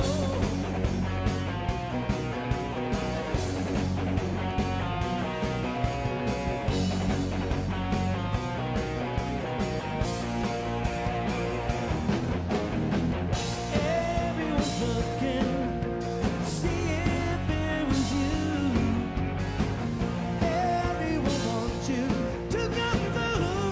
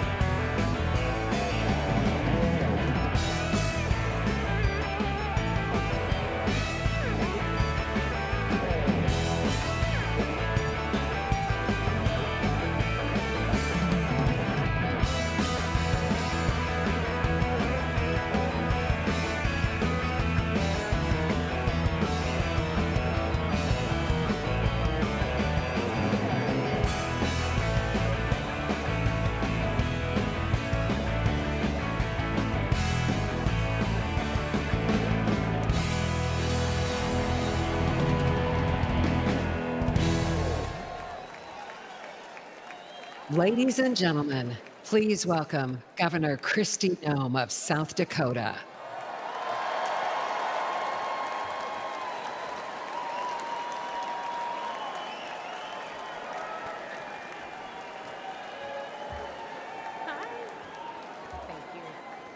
Good evening.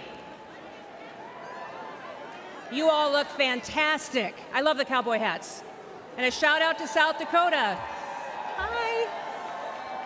Woo. Listen, I'm Governor Kristi Noem from the great state of South Dakota.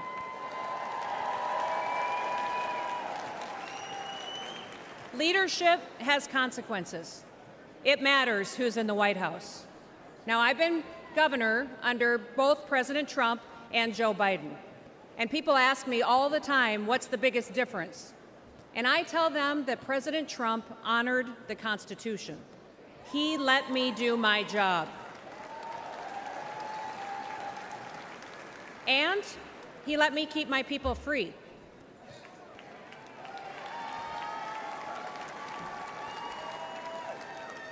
Now, leadership on the state level, it matters too. It certainly mattered in South Dakota.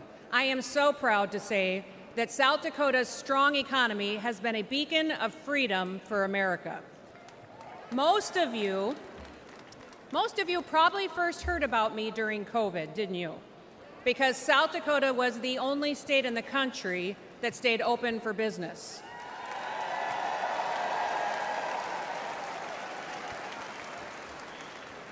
We didn't mandate anything. We never ordered a single business or a church to close. I never even defined what an essential business was, because I don't believe that the government has the authority to tell you that your business isn't essential.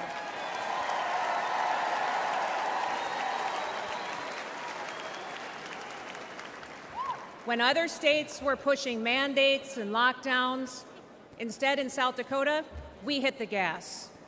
We embraced liberty. We told our story and we invited people to come and to enjoy our beautiful state. Now, all of the things that conservatives have always talked about, we just did it, and it worked.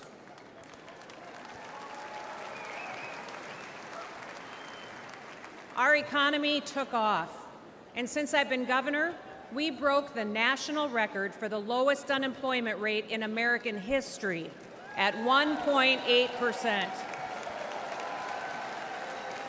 In South Dakota, everybody works. We paid off state debts and bonds. We fixed dams and bridges. We built roads. We have a fully funded pension plan and a AAA credit rating. We broke records for surpluses, and we balance our budget every single year.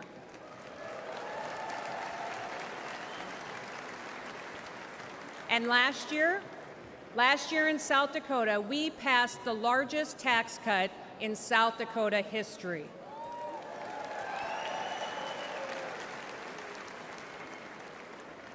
Under my administration, incomes in our state have gone up 36%. Women-owned businesses are thriving. We also have the highest birth rate in the nation. People are having babies because they're happy.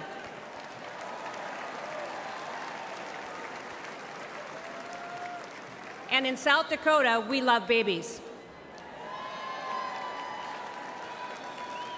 Our mental health challenges have gone down, our suicide rates are declining, and we are the #1 state in the country for a decline in overdoses because people have hope.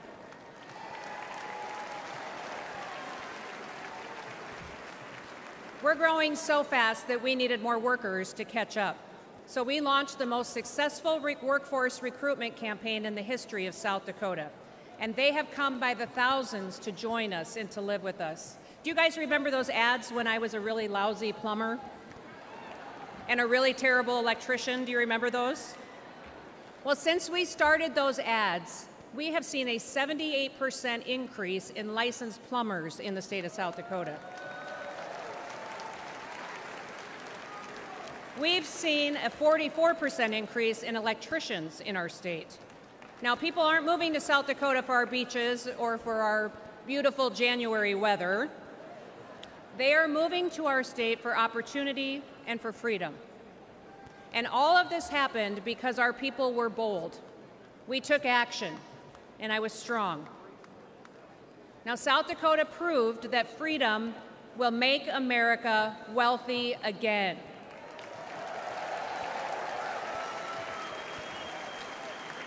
And with President Trump in the White House, with Senator J.D. Vance by his side, we will prove it across America.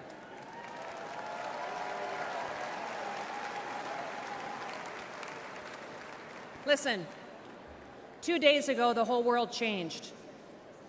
Evil displayed itself in the very worst way, through a cowardly act.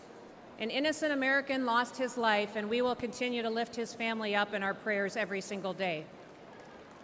Prior to this week, we already knew that President Donald Trump was a fighter. He is the toughest man that I have ever met. Nobody has endured more than what he has gone through. They've attacked his reputation, they impeached him, they tried to bankrupt him, and they unjustly prosecuted him. But even in the most perilous moment this week, his instinct was to stand and to fight.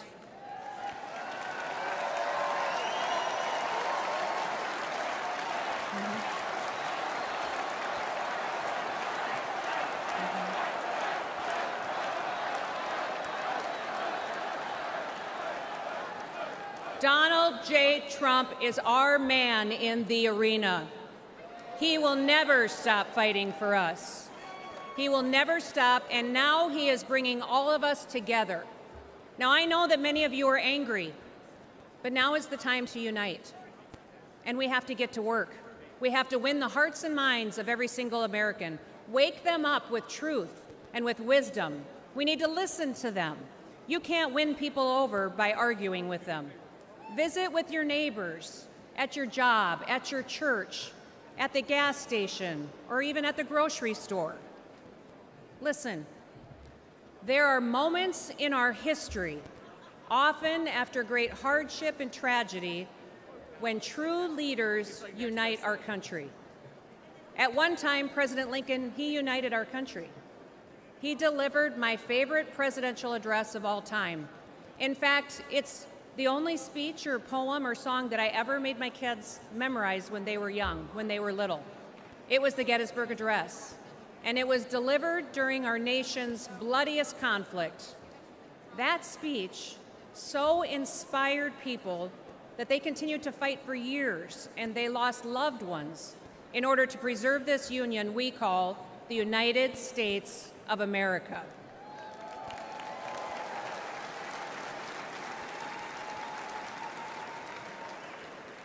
Now, at that time, President Lincoln encouraged us to take increased devotion, that this nation, under God, shall have a new birth of freedom, and that a government of the people, by the people, and for the people shall not perish from this earth.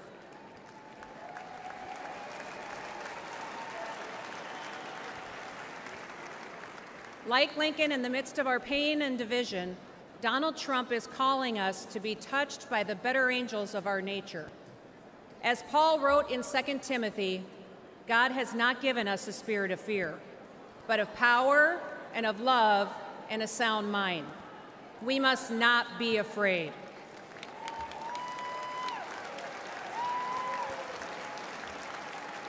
Even in our darkest days, we have never once given up hope. So don't quit on America. If we lose this country, where else will we go that provides more freedom and opportunity for our kids and our grandkids? And I've got 3 grandkids, and I'm counting on a whole lot more. And yes, democracy can be messy, but there is a great invisible strength to a people's union. We have shown the world that we can endure sacrifice and that we can still unite. We should still aspire to be worthy of this union, America. President Donald J. Trump is the leader we need for such a time as this.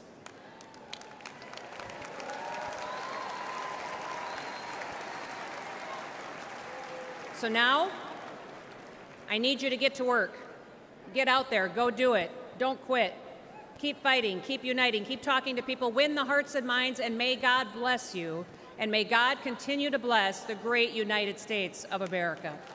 Thank you. Donald Trump's surprise visit to a construction site. Hundreds of cheering union members turned out to meet the former president. It was quite a scene. These are hardworking New Yorkers, okay, union members who have been working on this big construction site here in Midtown Manhattan near Trump Tower. USA, USA, USA. I think these maybe were Democrats, but for me, they're a Republican. We built a lot of great buildings in this city with these people, and they've given me great support. They're very, very talented people. They don't get the credit for it. They have very few people can do what they do. These union workers who are here to talk to the president are paying the price of failed economic policies currently in the country. And you heard in New York City chants of "We want Trump." We love Trump. We love Trump. We love Trump. A lot of people are talking about how unusual it is to see so many Trump supporters in Manhattan at 4, 5, 6 in the morning. Does that surprise you? No, absolutely not. President Trump is leading Joe Biden 3-1 on my presidential poll out of my 9,000 members.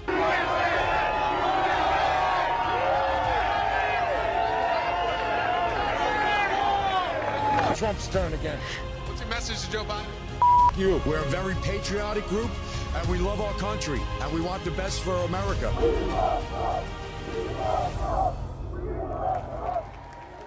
Ladies and gentlemen, please welcome Bobby Bartles Jr., Business Manager of Steamfitters Local 638.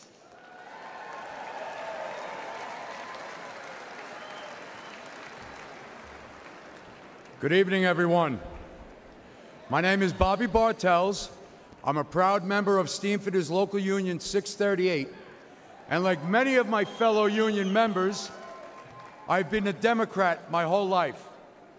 And like so many of my fellow union members, we have come to expect empty promises from Democratic politicians.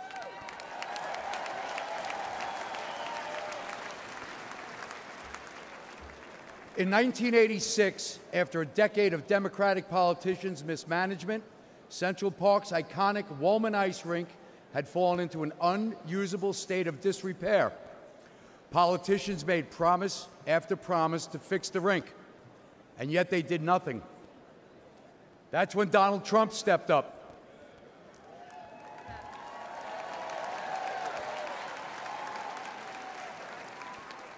He wasn't mayor, he wasn't running for anything, but he was a guy who cared about people, and he knew how to get a job done. He put his money and his reputation on the line and committed to getting it built.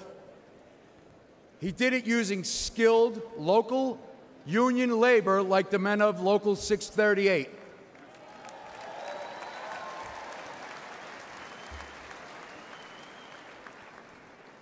Together, we worked tirelessly on that project, completing it on time and ensuring kids would be skating that fall on that rink. And a quick note to President Biden, that involved working outside the hours of 10 a.m. and 4 p.m.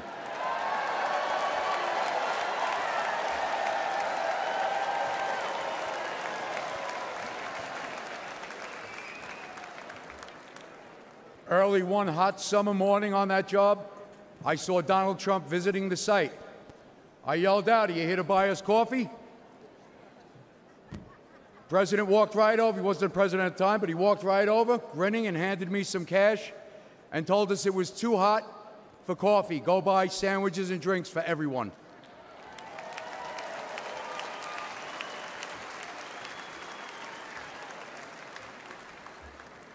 Now, more than ever, we need a president who knows how to get things done.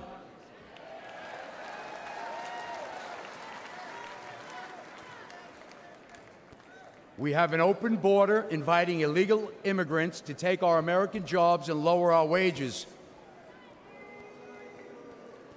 Out of control inflation is squeezing budgets, and both violent crime and drug epidemic are pushing people out of our cities, all while Democrats do nothing.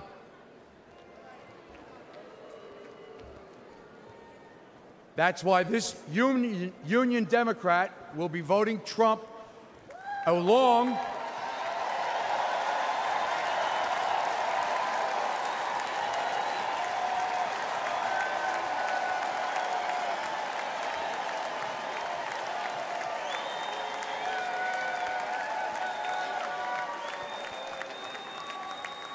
So that's why this union Democrat, along with many of my local union members, will be voting Trump this November.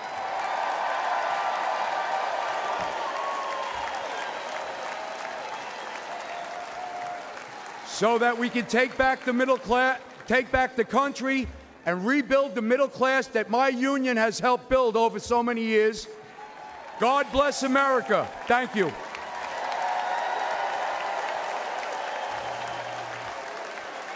Please welcome Congressman Byron Donalds of Florida.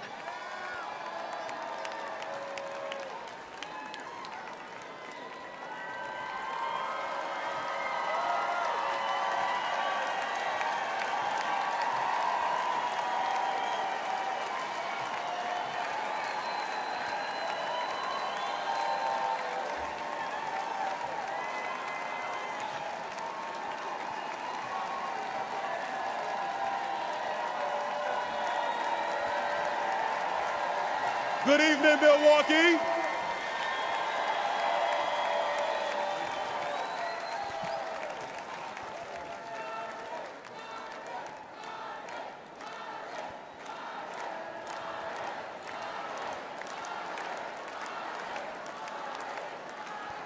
You know, Milwaukee, we're on live television. You gotta let me get to the speech now. Thank you. I'm Byron Donalds, and I come from the great state of Florida. And I proudly represent the people of Southwest Florida. But I was raised by a single mother in Brooklyn, New York. Life was hard, and we struggled.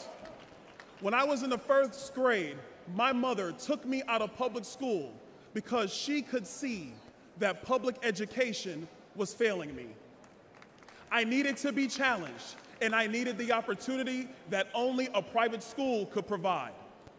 My mother is an educator, and she truly believed in my potential.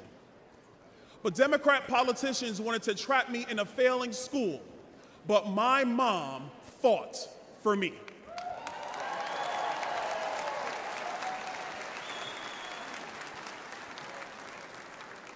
Mom, I just want to take this opportunity to say thank you.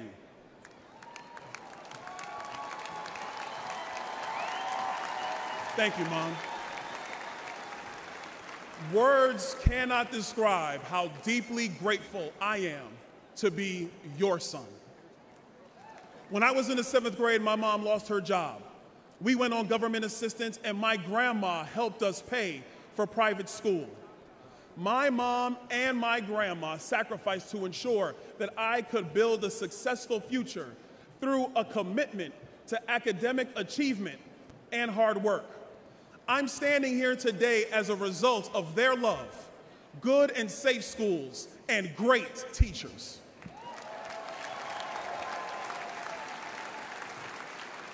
And to the teachers of America who pour your heart and your soul into your students and teach the next generation to love, honor, and serve our great country, we all say thank you.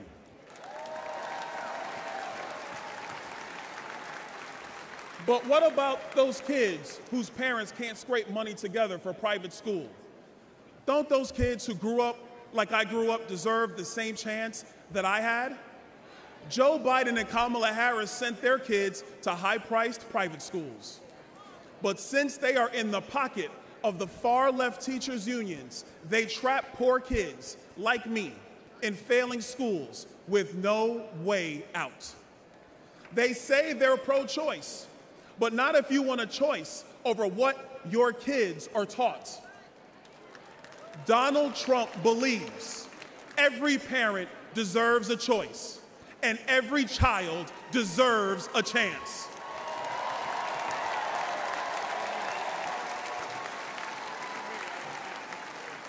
And in November, when Donald Trump is elected, our nation's 47th president, we will make sure all America's children get that chance.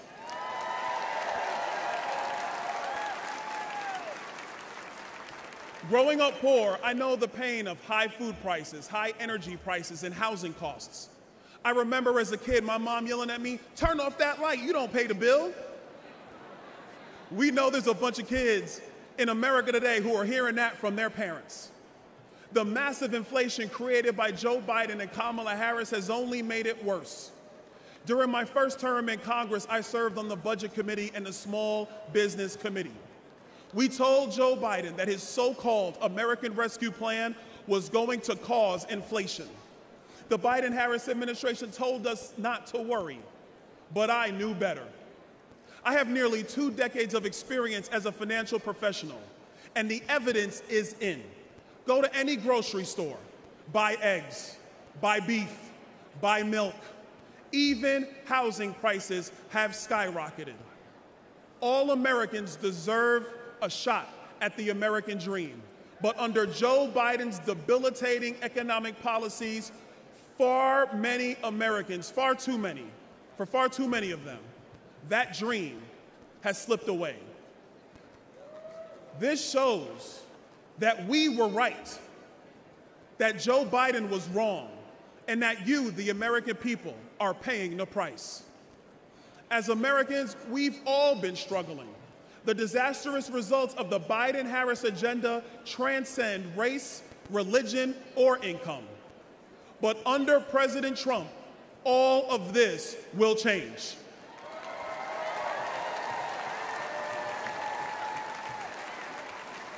And if there was ever a time in our nation to come together, that time is now. With Trump, our economy will boom again.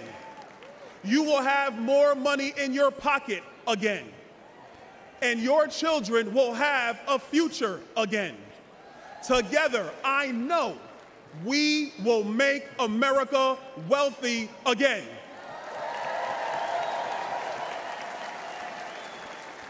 And together, America, we will make America great again. God bless you, Milwaukee. God bless the United States of America.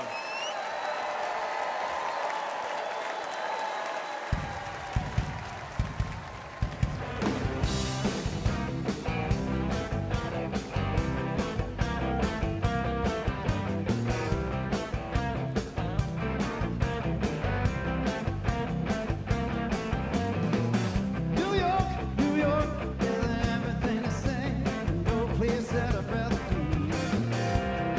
Well, can you do a half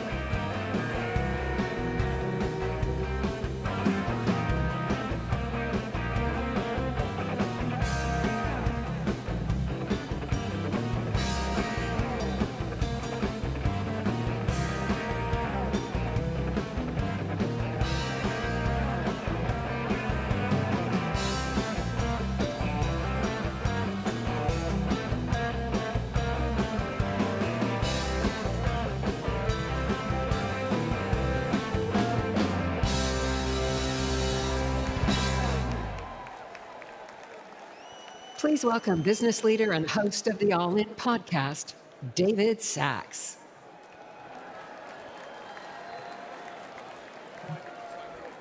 Good evening, America. Good evening, America. I'm David Sachs, a legal immigrant who worked hard to achieve the American dream. Now, thank you. Now I'm concerned those same opportunities won't be there for future generations. As I look out at this convention, I see a party that is strong and unified behind President Donald J. Trump and his pick for Vice President, Senator J.D. Vance. And what about the Democrats? They're in disarray after shielding President Biden from a vigorous primary and gaslighting the entire country about his fitness to serve. We still don't know which puppet Democrat Party bosses will install as their nominee, but we know what their agenda will be. 4 more years of chaos and failure, both at home and abroad.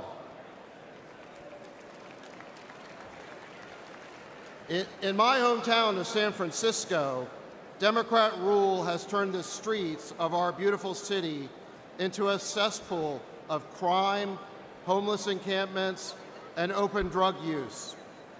Democrats, led by border czar Kamala Harris, have allowed millions of illegal migrants to invade our country. They tasked Homeland Security not with stopping the illegal aliens, but with busing them all over our country. Democrats have recklessly spent trillions of dollars of wasteful and unnecessary government programs, setting off the worst inflation since Jimmy Carter.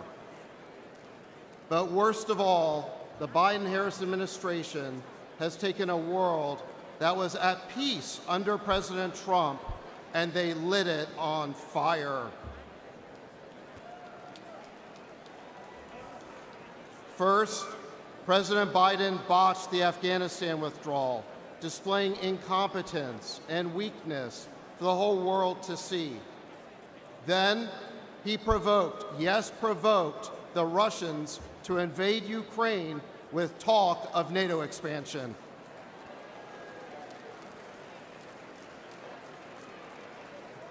Afterward, he rejected every opportunity for peace in Ukraine, including a deal to end the war just 2 months after it broke out. Now the war is deep into its 3rd year, with no end in sight. Hundreds of thousands of people are dead. Hundreds of billions of our taxpayer dollars have gone up in smoke. President Biden sold us this new forever war by promising it would weaken Russia and strengthen America. Well, how does that look today? Russia's military is bigger than before, while our own stockpiles are dangerously depleted. Every day, there are new calls for escalation, and the world looks on in horror as Joe Biden's demented policy takes us to the brink of World War III. In the Middle East, America is now losing a war with the Houthis.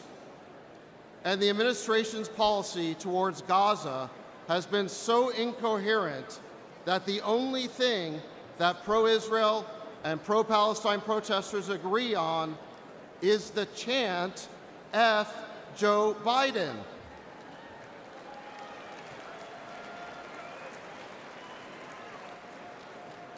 Rather than bolstering confidence in American leadership, as he promised, President Biden has become the symbol of an America in decline.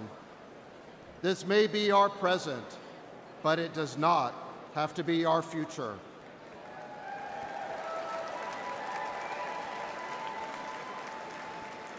We can replace the Biden-Harris cabal with a president who is strong and smart, rather than sleepy and senile.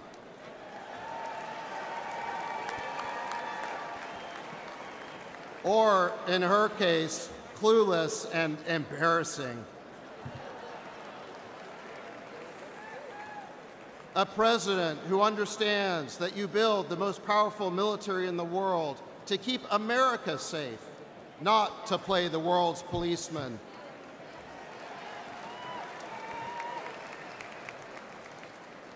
A president who is willing to talk to adversaries as well as friends, because that is the only way to make peace.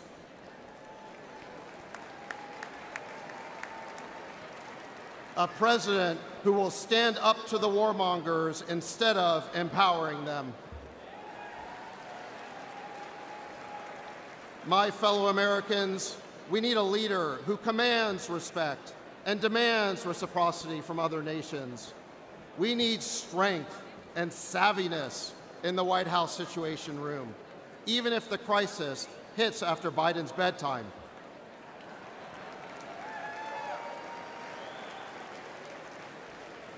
We need a president who can be president and lead, not a puppet controlled by his or her staff.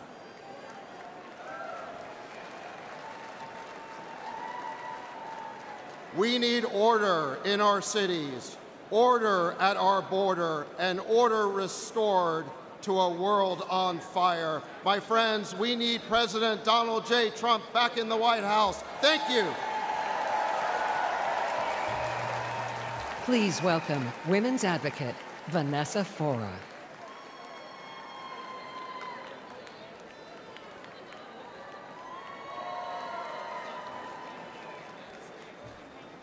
Wow, you all look wonderful, beautiful from here. Look at that crowd. Good evening, everyone. Good evening, America.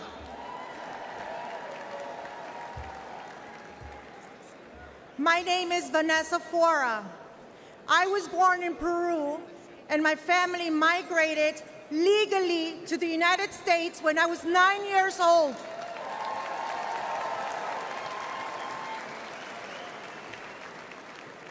Like millions of legal immigrants, my family didn't begin our pursuit of the American dream by breaking the law. We respected America, and we wanted to earn our citizenship.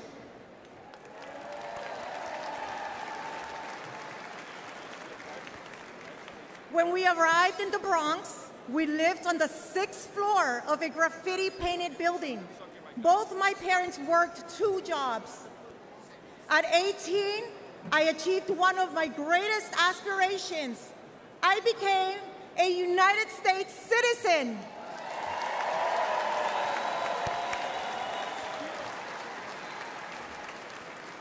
I asked my father which party I should join. He said that we're Hispanics, we vote Democrat. But the more I learned, the more I saw that the Democratic Party didn't represent my values. Republicans did.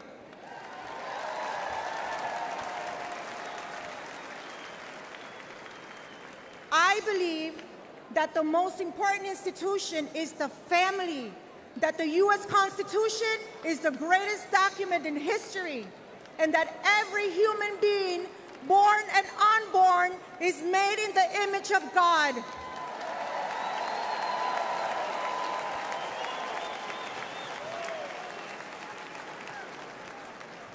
Today, I'm proud to be part of an organization that protects the freedoms and opportunities of women across America. I've had the honor of meeting thousands of moms. Since Biden took office, I've heard one message from mothers from all backgrounds. The cost of living is making it harder to meet basic needs. Moms are reaching down the bottom shelf to just save 35 cents. Grandmothers who should be enjoying their golden years are working again to barely make ends meet. Under the Biden-Harris agenda, we're no longer living, we're surviving. It feels more and more like I'm back in Latin America. Under President Trump, Hispanics' unemployment reached record lows, and our income reached a record high.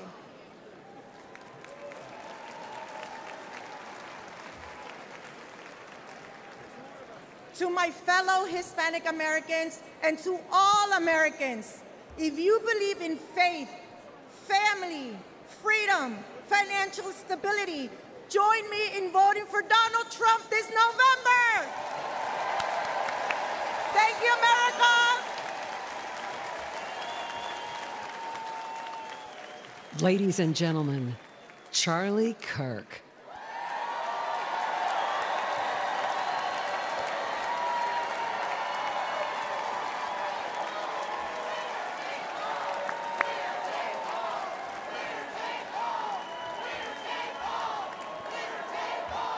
Thank you, everybody. Thank you.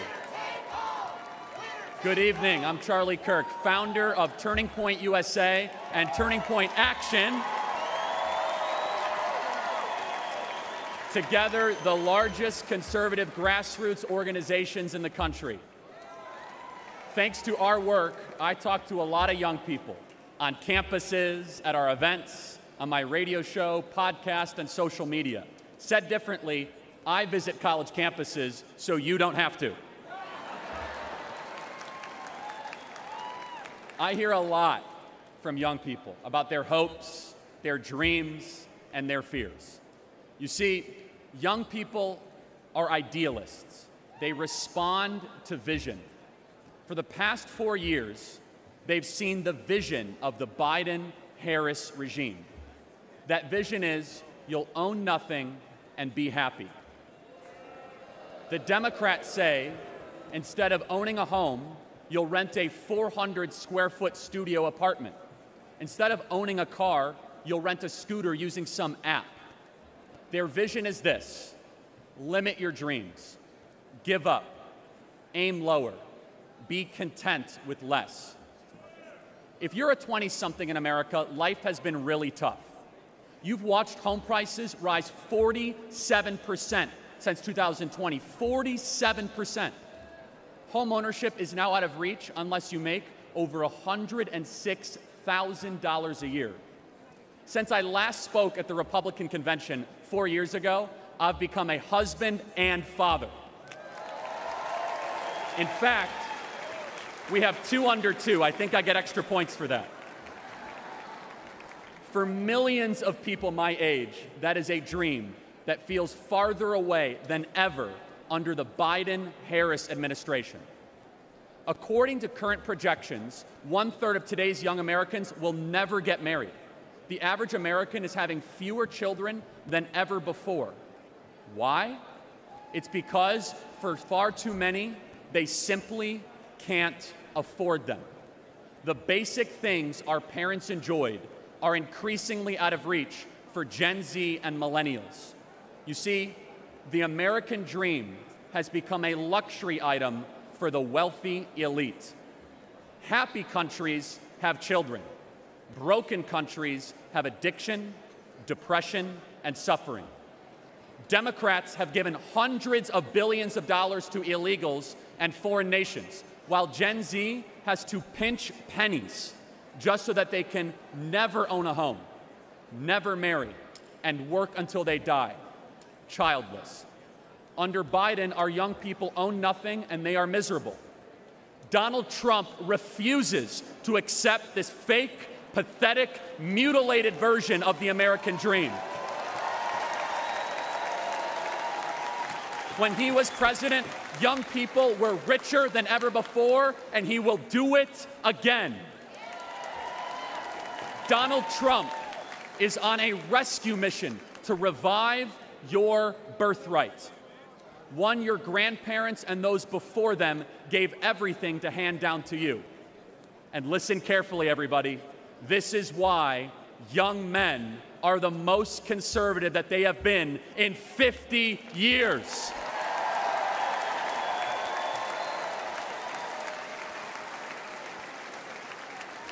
To all the Gen Zers watching this convention on TikTok right now, I have a message just for you. You don't have to stay poor. You don't have to accept being worse off than your parents. You don't have to feel aimless and unhappy. You don't have to support leaders who lied to you and took advantage of you for your vote. America's future is a series of choices. our current state of slow motion national decline is a choice. This November, we're going to choose success. We're going to choose to put the future of Americans first. We are going to choose to no longer be spectators this election. We together are going to do the work to save America. We are going to choose to work harder than ever before, to chase ballots, to vote early, to register new voters, and all of us together working harder than ever, we will fire the Biden-Harris regime and put Donald Trump back in the White House where he belongs. God bless you guys. Thank you so much.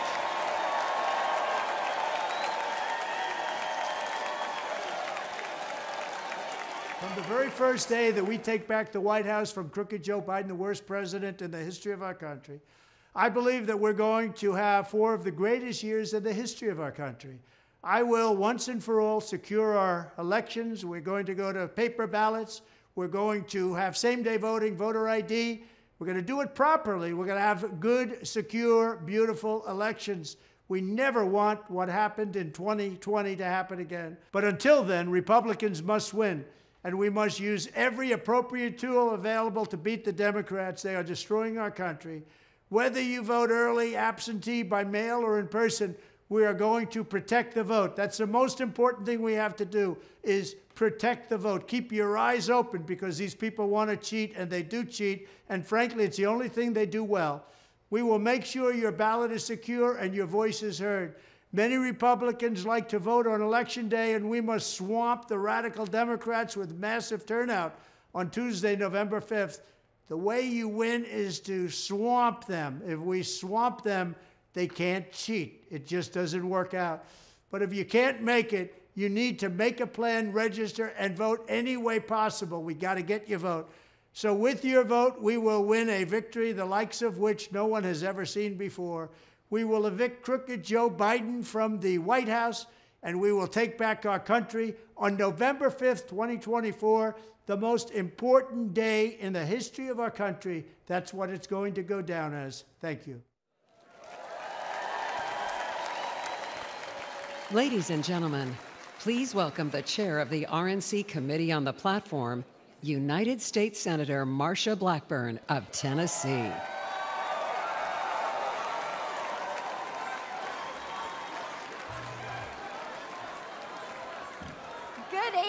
And what a great evening it is. I am Marsha Blackburn from the great state of Tennessee. And yes, last week I did have the honor of chairing the Republican Platform Committee. We produced a different kind of platform, one that is dedicated to the forgotten men and women of America. People like Brad Bordeaux, a small businessman from White Bluff, Tennessee.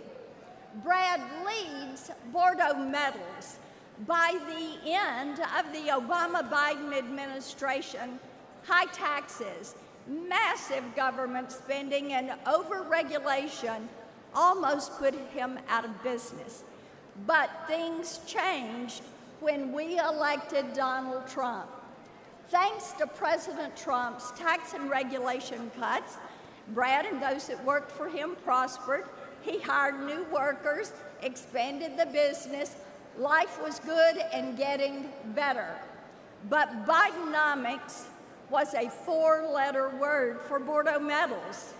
Joe Biden, Kamala Harris, their high inflation, high interest, high taxes, and Green New scam are destroying small businesses.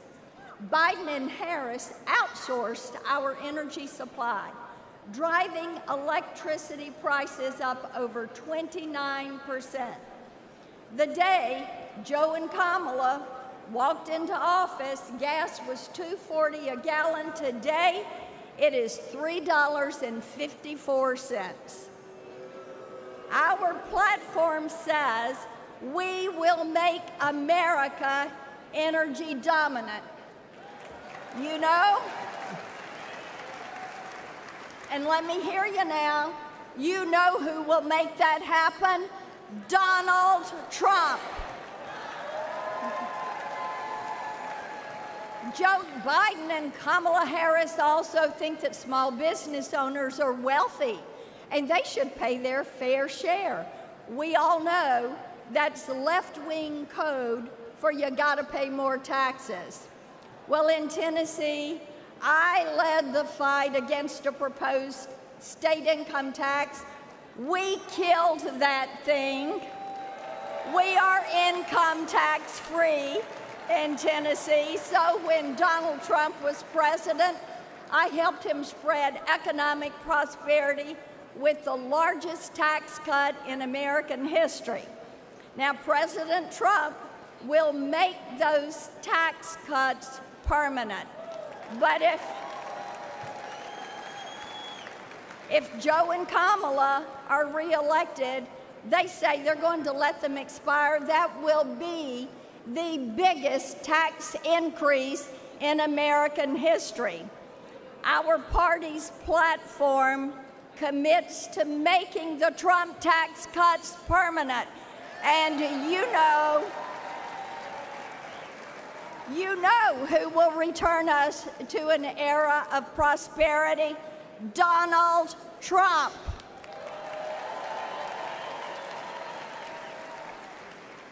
Now, Joe and Kamala, bless their hearts, they couldn't help themselves.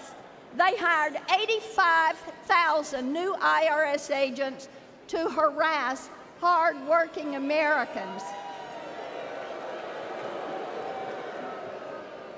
IRS penalties have surged 300%. And they're not on big corporations.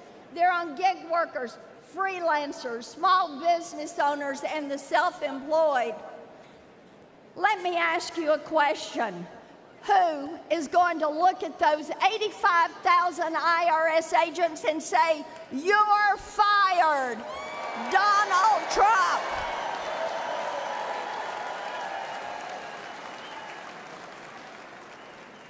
Under Biden and Harris, people are also crushed by more regulations than at any time since Jimmy Carter. Their regulations aren't just burdensome.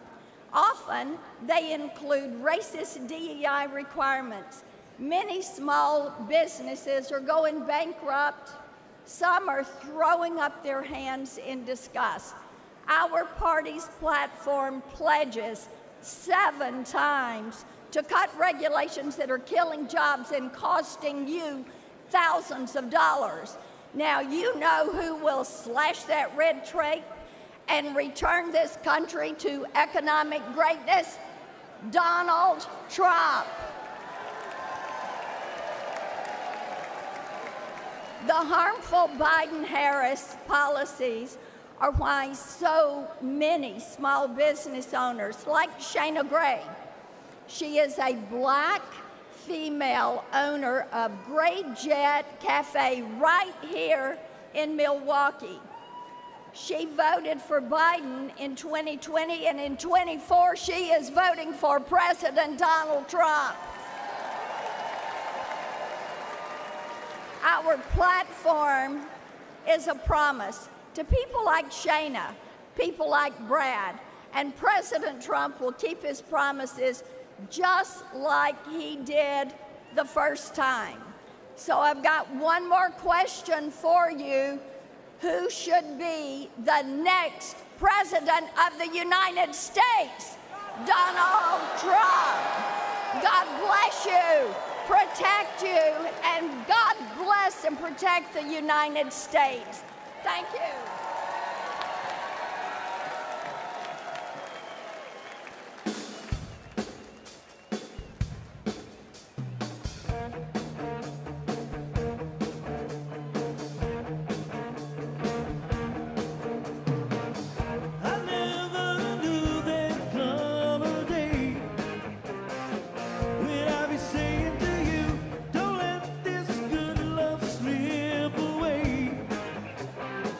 Now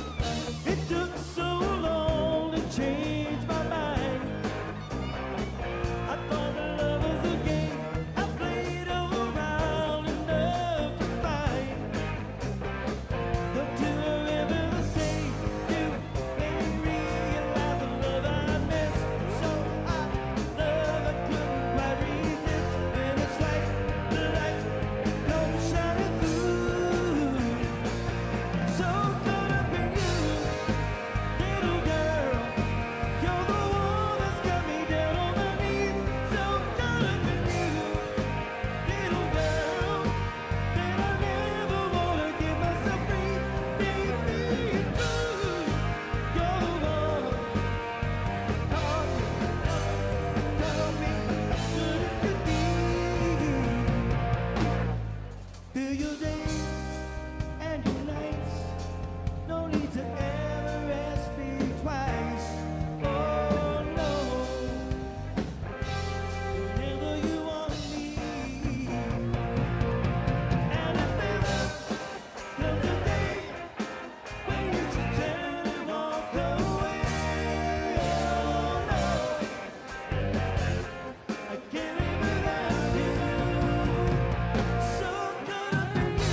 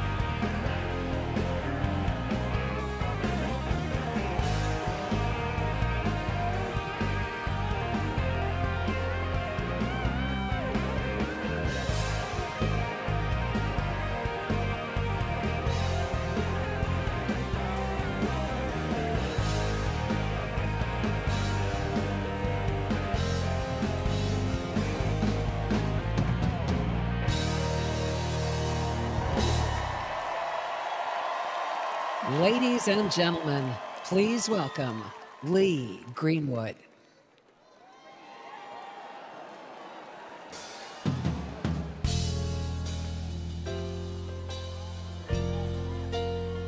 Hello, RNC. Is there any doubt who's going to be the next president of the United States? Prayer works. This nation based on faith. Prayer works. Because he was sure, as Donald Trump turned his head just slightly, that the bullet missed him just enough to save his life to be the next president of the United States. We have believed for so long that God will make some changes in this country, and he's about to make a change in the current administration and send them home. Thank you, everybody, for being here tonight. Tonight, we make the decision on what's right for America. More prosperity, less gas prices, less food prices, help for our veterans, and God bless our military wherever they are in these United States and abroad. There would be no wars. Ladies and gentlemen, when President Trump please was president. welcome the next president of the United States, Donald J. Trump.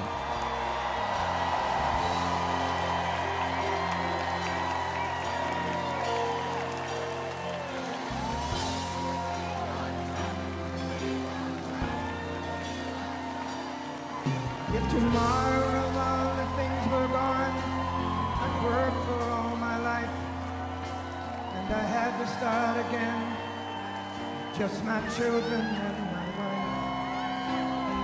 thank my lucky stars to be living here today, 'cause the flag still stands for freedom, and they can't take that away. And I'm proud to be an American, where at least I know I'm free.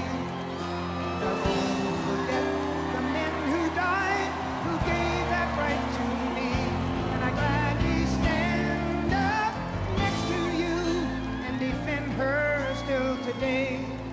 'Cause there ain't no doubt I love this land. Sing it! God bless the USA.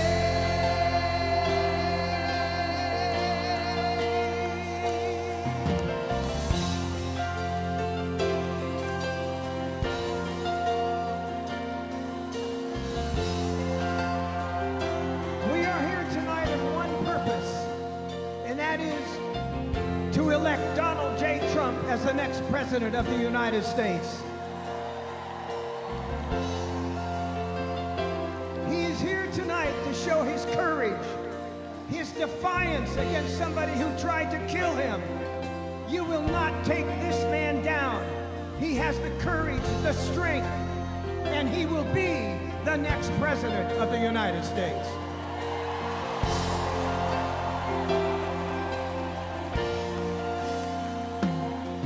From the lakes of Minnesota to the hills of Tennessee, across the plains of Texas, from sea to shining sea. Ladies and gentlemen, the 45th President of the United States and soon to be the 47th President of the United States, please welcome Donald J. Trump.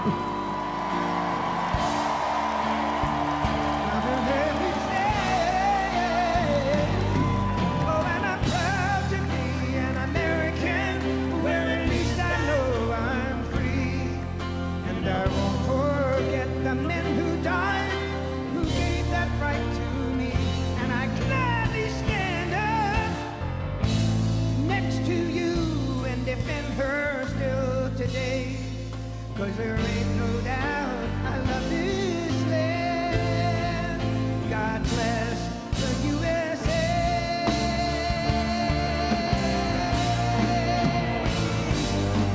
Oh, and I'm proud to be an American, where at least I know I'm free. And I won't forget the men who died, who gave that right to me. And I stand up next to you and defend her still today. 'Cause there ain't no doubt I love this land. God bless the USA.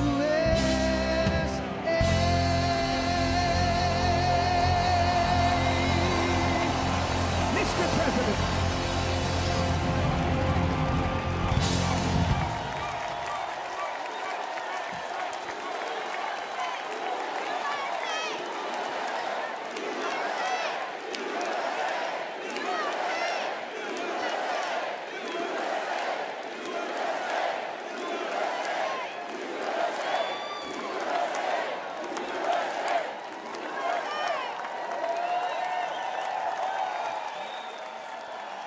Please welcome Mark Laws from Cedar Springs, Michigan.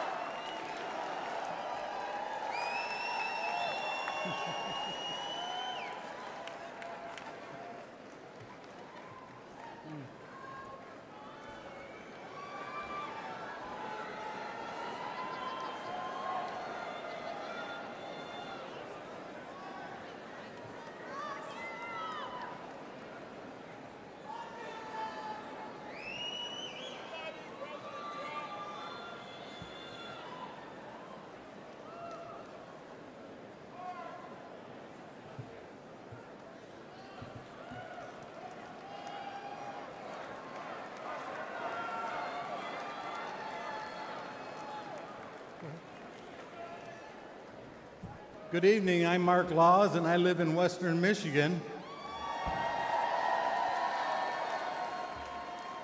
I'm not a senator or a governor or some other politician, but I'm just a regular guy. But to my kids and my grandkids who call me Peepaw, I'm the guy.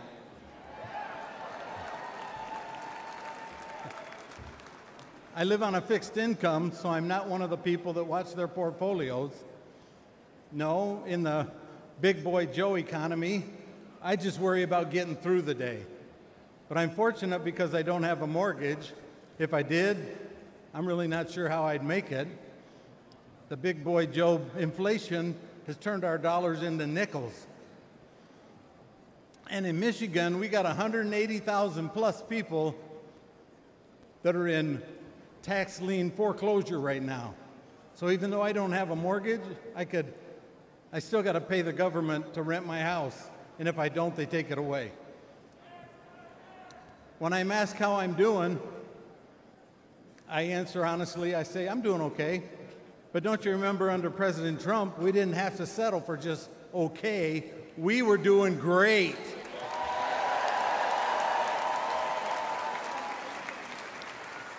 I wanted to make some improvements to my home, but with inflation and the price of materials, that's not possible.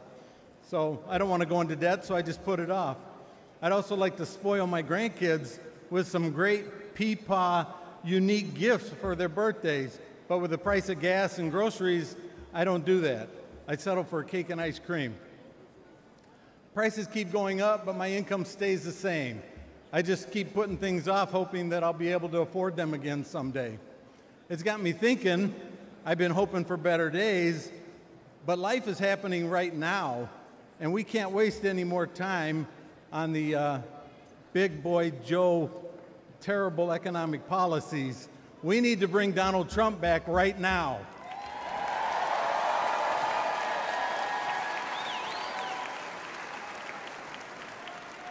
We need to know and share the 20 promises that Donald Trump has made. We need to get involved with the Trump 47. And you remember, ballots win elections, so that's the best way to do it. I know a lot of folks just kind of tune the politics out, but we really can't afford to anymore because we're not living in the same country that we grew up in. Cutesy time is over. We need to, all of us, put our shoulder to the wheel and push along and get Mr. Trump, Donald Trump, to be number 47 again. Thank you, and God bless America.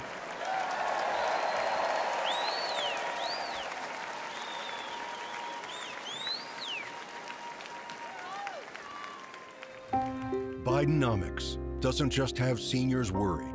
It has them scared to death. Biden's inflation has retirees at risk of running out of money. The cost of groceries is forcing many seniors to choose between food and their prescriptions. Their Social Security isn't keeping up with inflation. And thanks to Biden and Harris's open border disaster, allowing over 10 million illegals in, the whole Social Security system is at risk. And now, many seniors are also struggling to afford their housing. It's no wonder one advocacy group calls this Biden's war on seniors. President Trump has seniors' backs. He got seniors' Medicare Advantage premiums cut 34%. And he'll fix Biden's broken economy and get inflation down, just like he did before. And President Trump has made it crystal clear he will always protect seniors' Social Security and Medicare and oppose any cuts in their benefits. President Trump, he'll make America affordable again.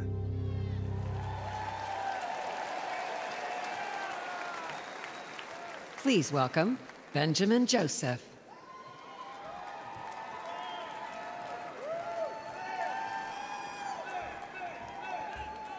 Hello, Michigan. Hello, my fellow patriots. I'm the owner of a home remodeling business that my father Steve started in 1972. During the Trump boom, we were thriving. Under Biden, we are surviving. I know other business owners, like many of you in this room, can relate. With the financial strain caused by the Biden-Harris economy, many clients are tightening their belts, closing their wallets, and cutting back on their home remodeling projects. To keep work coming in, I've had to lower my margins, and I mean lower them. I'm now barely making payroll, and our families just have enough to live on. But we can't build up any savings, and we can't move forward. As parents, we want to provide for our children. But more and more parents like myself have to look their little girl or their little boy in the eye when they're asked for something and say, "We can't afford it." Those 4 words are heartbreaking. We didn't have to say those words under Donald Trump when he was president. That's because Donald Trump is a businessman, not a crooked career politician.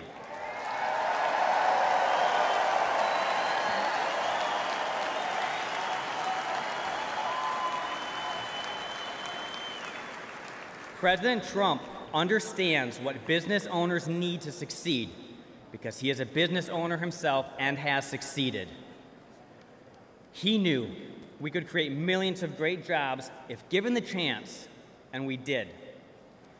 The Trump's tax cuts and regulation cuts empowered entrepreneurs like you and me and enabled us to expand our businesses.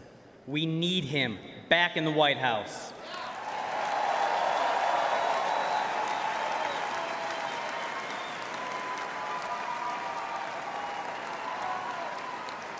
As a representative of Michigan at this convention, I want to give a special Michigander thank you to President Trump for being our champion.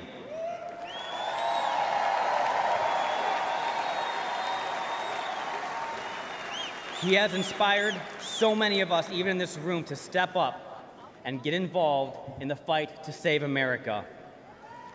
With his leadership and our help, we will make America affordable again, wealthy again, and great again.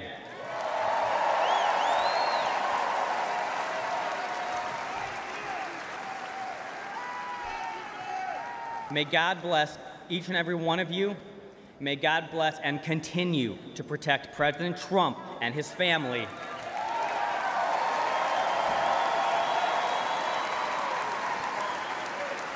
And may God bless the United States of America. Thank you.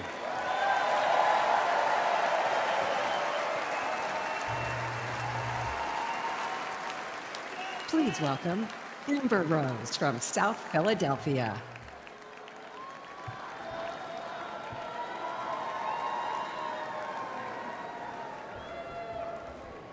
Hello, my name is Amber Rose. I'm a model and entrepreneur. Thank you. But most importantly, I'm a mother. My whole world revolves around providing for my children, keeping them safe, and giving them an opportunity for a better life. That's something that unites all American parents, whether we're Republicans, Democrats, conservatives, or liberals. We all want a better country for our children.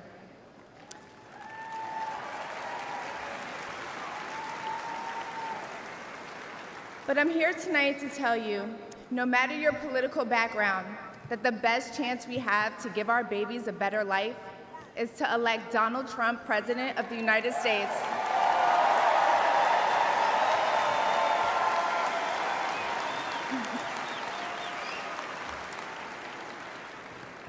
Now, you may be wondering why I'm up here telling you this.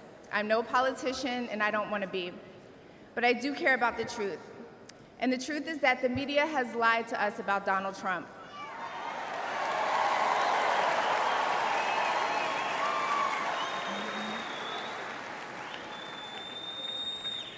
I know this because for a long time I believed those lies, so I'm here to set the record straight.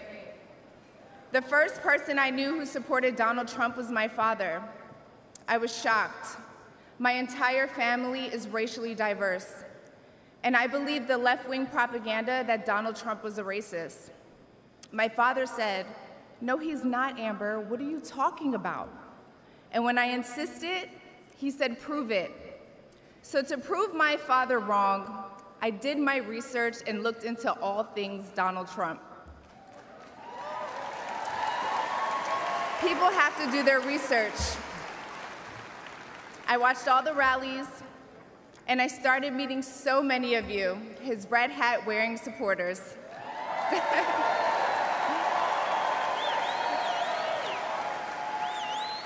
I realized Donald Trump and his supporters don't care if you're black, white, gay, or straight. It's all love.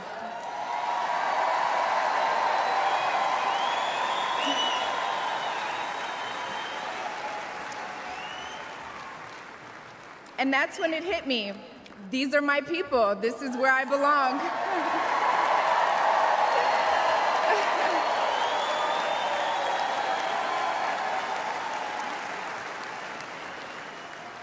So I let go of my fear of judgment, of being misunderstood, of getting attacked by the left, and I put the red hat on too.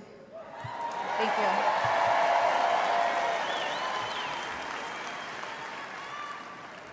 Love you too. I never felt more free and more love for my country than I do now. I want to thank my father, who's in the audience tonight, for opening my eyes. He served over 20 years in the U.S. military. Thank you for your service, Dad. Where's he at? I love you, Dad. I love you. I love you so much. Thank you.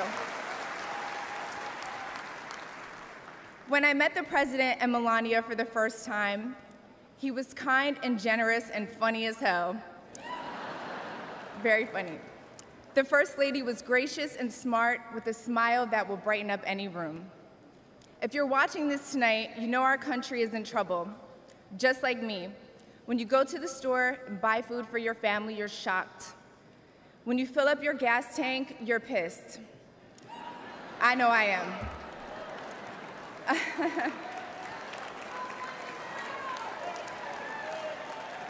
And when you turn on the news, you are just exhausted. Inflation is out of control, and you know in your heart it was not like this under Donald Trump.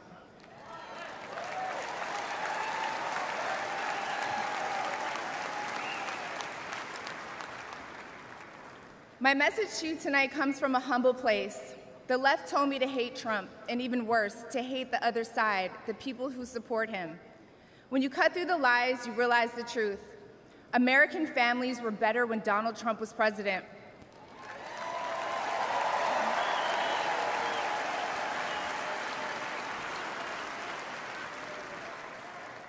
We were safer, wealthier, and stronger.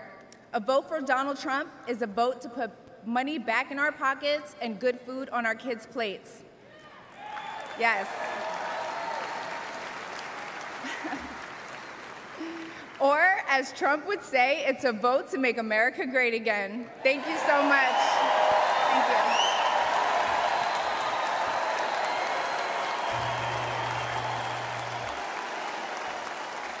Please welcome Latino American Linda Fornos.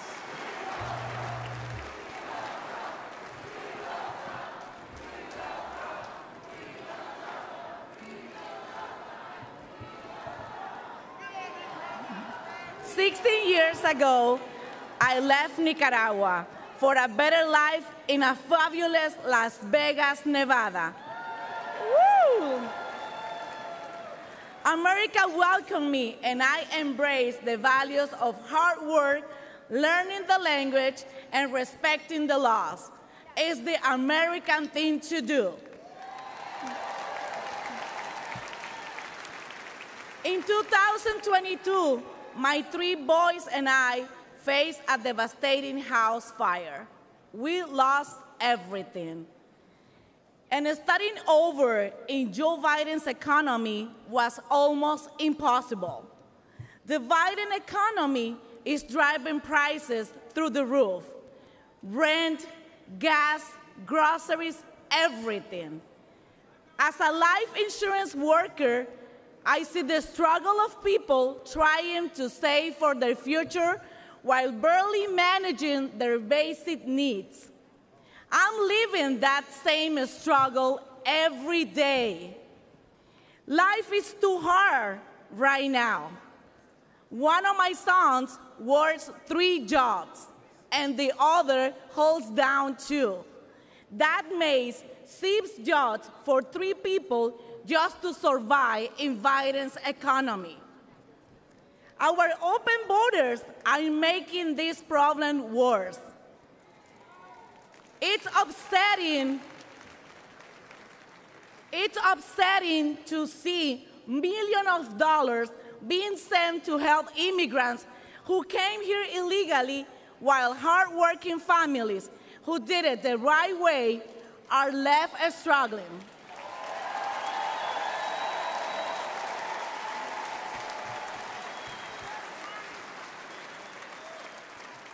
The fact is that illegal immigration hurts legal immigrants the most.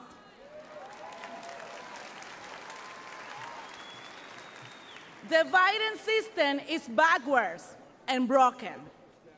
Biden's American opportunities to get ahead are dwindling, and our education system is failing our children. What happened to teaching reading, writing, and math?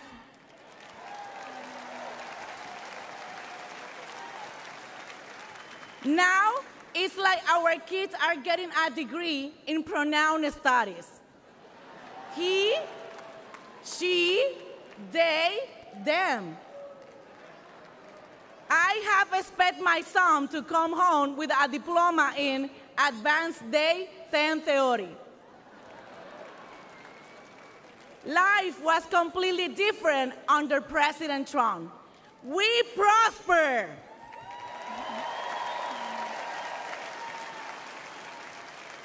To my beloved Latino community, it's time to wake up and smell the cafecito.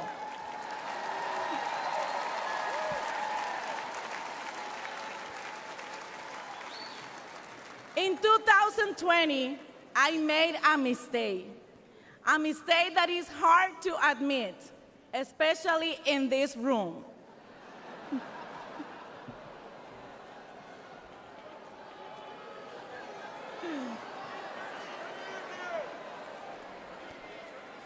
In 2020, I voted for Joe Biden.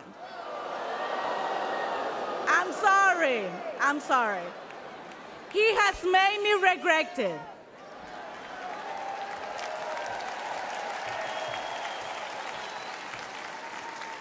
This November, my vote won't be taken for granted.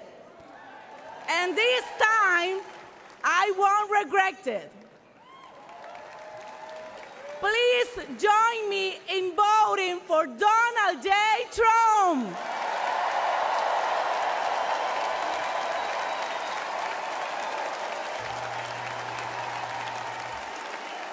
Please welcome the President of the International Brotherhood of Teamsters, Sean O'Brien.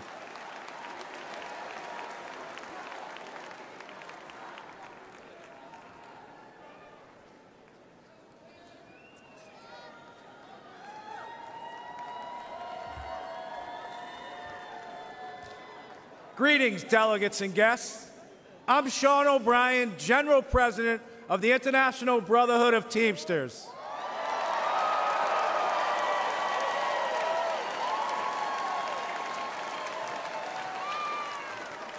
I'd like to give my peeps from the greatest state in the nation, Massachusetts, some props. What's up?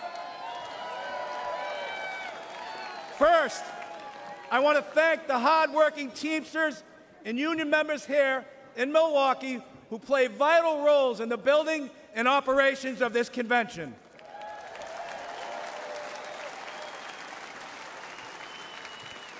I also want to thank President Donald Trump for opening the RNC's doors to the Teamsters Union and inviting me to speak before you tonight.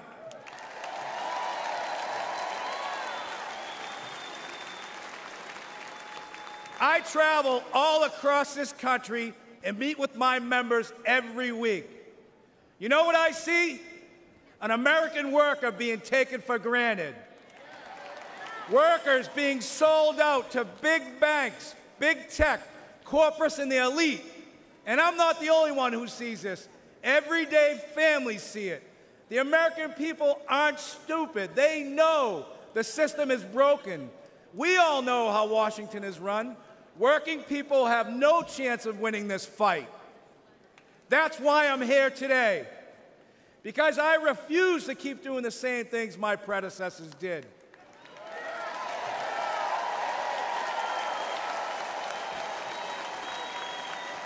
Today, the Teamsters are here to say we are not beholden to anyone or any party.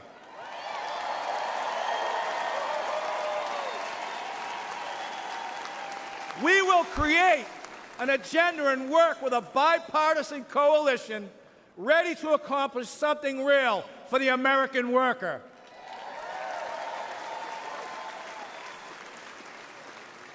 And I don't care about getting criticized. It's an honor to be the first Teamster in our 121-year history to address the Republican National Convention.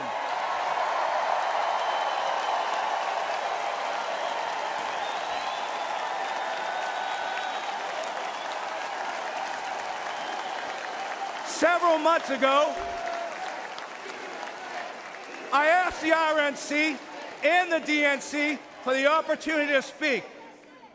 To be frank, when President Trump invited me to speak at this convention, there was political unrest on the left and on the right. Hard to believe.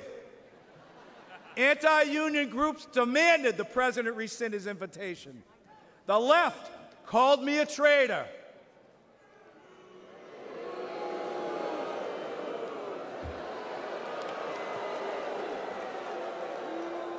And this is precisely why it's so important for me to be here today.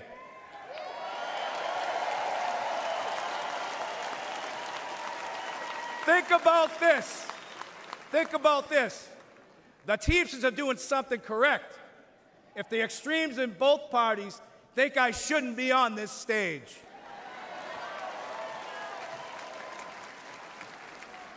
President Trump had the backbone to open the doors to this Republican convention, and that's unprecedented.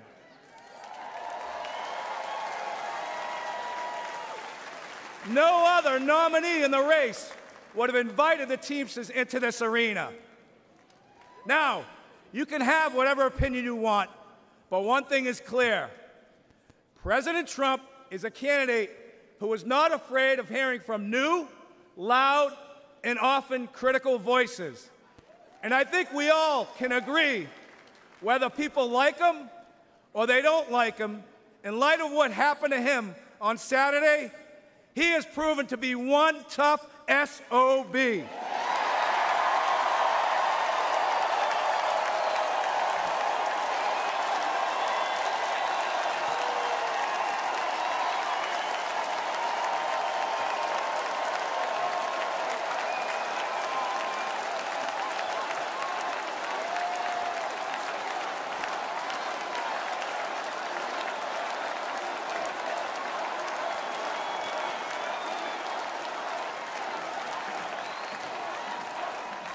Now, when I won the presidency of the Teamsters in a national election 2.5 years ago, we started reaching across the aisle.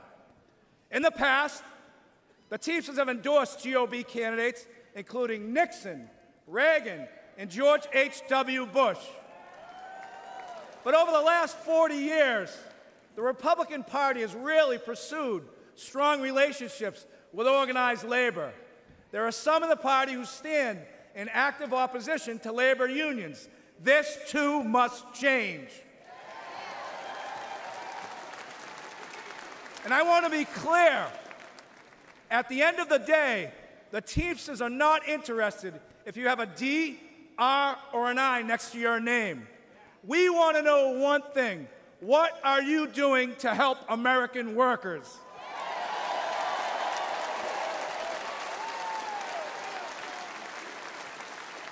As a negotiator, I know that no window or door should ever be permanently shut. In my administration, the Teamsters reached out to 8 Republican senators who stood up for railroad Teamsters over our fight for paid sick leave. Josh Hawley was one of them.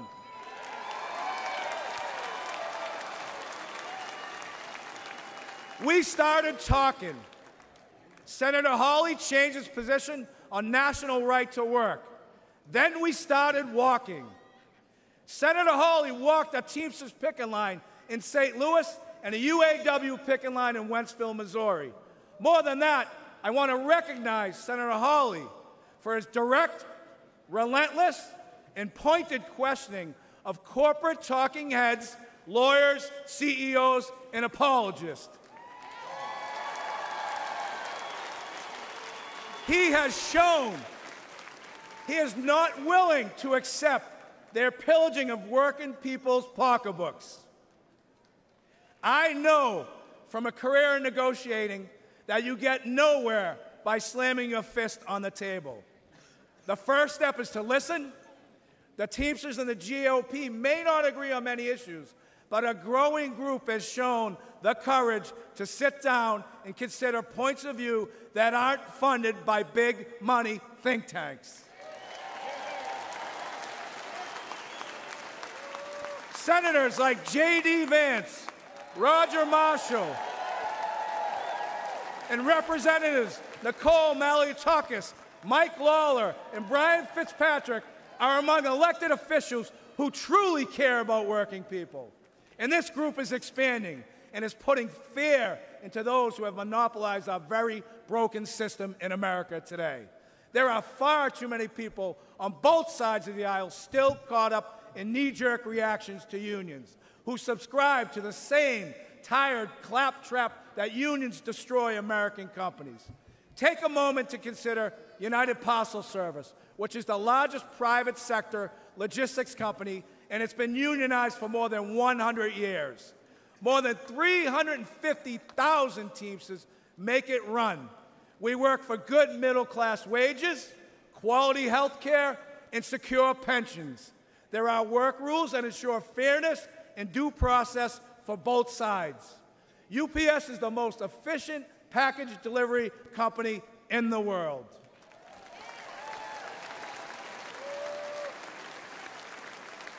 But let's not forget that UPS doesn't provide these great wages and benefits out of the kindness of its heart.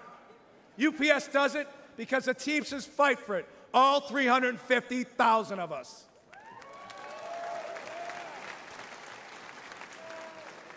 You know, corporatists hate when working people join together to form unions.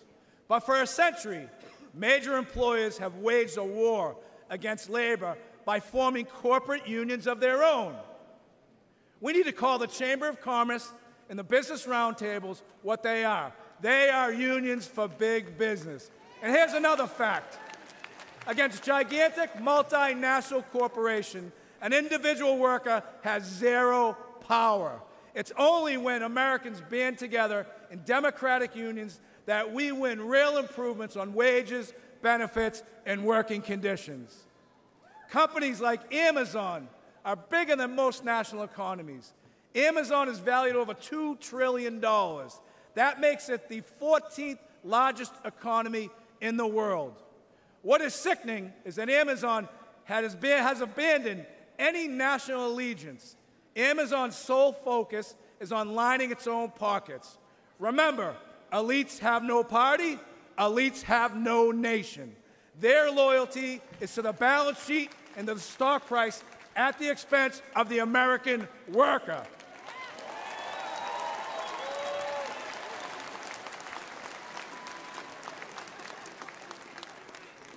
In my office in Washington, D.C., I can see the United States Capitol from my window. I see well-intentioned people arrive in Washington and get eaten up by an unforgiving system. The responsibility to average Americans takes a back seat. The objective now becomes survival. Fundraiser after fundraiser, corporate consultants hedge every initiative. The Hill crawls with lifers, bouncing from government jobs to corporate jobs and back again. I think we can all agree D.C. is a pretty treacherous area. Most legislation is never meant to go anywhere, and it's all talk. And in America, talk isn't cheap. It's very expensive, and it comes at the cost of our own country. Working people know our system is broken. The elites are not laboring on behalf of workers. There is a political caste system that prevents citizens from accessing their representatives to hold them accountable. For a moment in time, working people in America were seen as essential. Sadly, it took a global pandemic for political and corporate elites to notice this fact. But ask yourself this question. Since the end of the pandemic, when was the last time you heard major news outlets regularly refer to workers as essential? You haven't. The men and women who provide goods and services, deliver packages, stock grocery shelves, care for patients, pick up your trash, and keep our communities safe are taken for granted. All the while, the stock market booms, housing prices hit record highs, and corporate salaries skyrocket. But the income of everyday Americans are shrinking in the face of inflation. At the gas pumps, at the grocery store, with the electrical bill, and with the car insurance. This has got to change.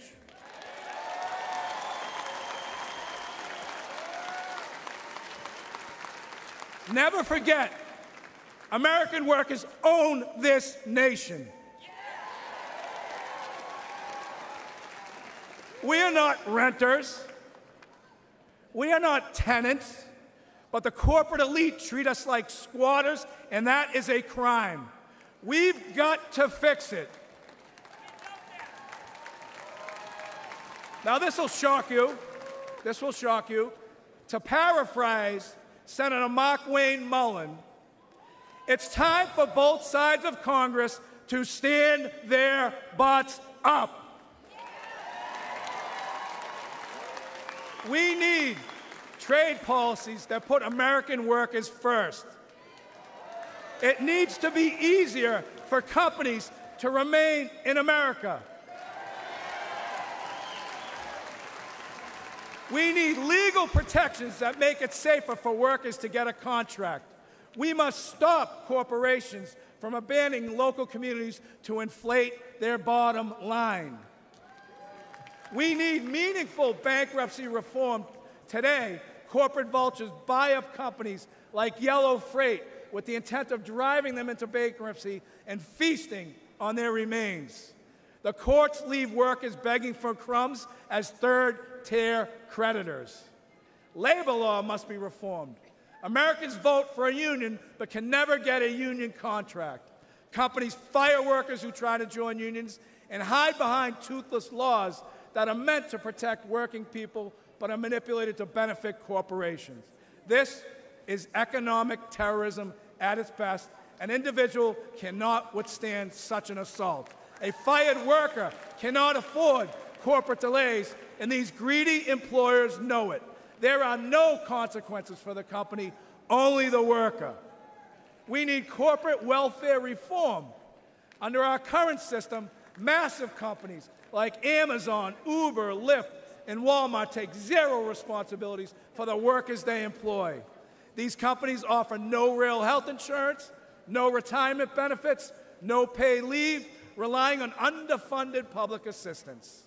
And who foots the bill? The individual taxpayer. The biggest recipients of welfare in this country are corporations, and this is real corruption. We must put workers first. What could be more important to the security of our nation than a long-term investment in the American worker?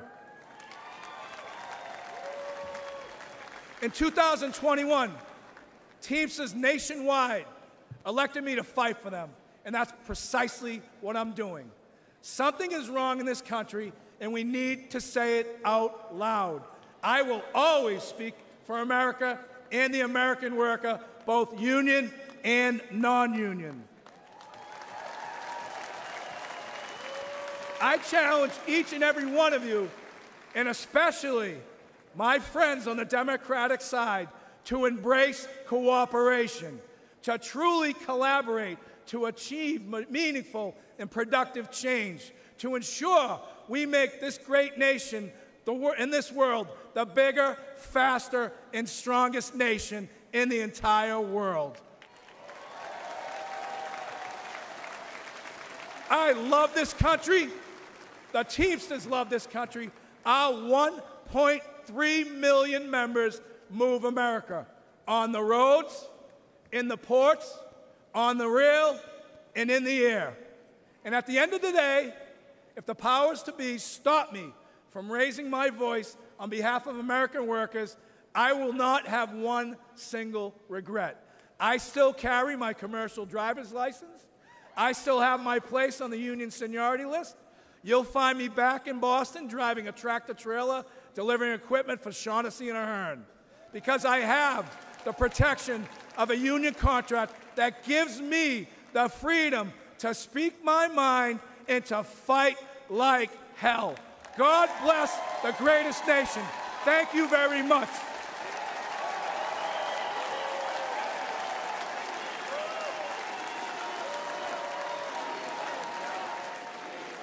Ladies and gentlemen, please welcome back RNC Chairman Michael Whatley.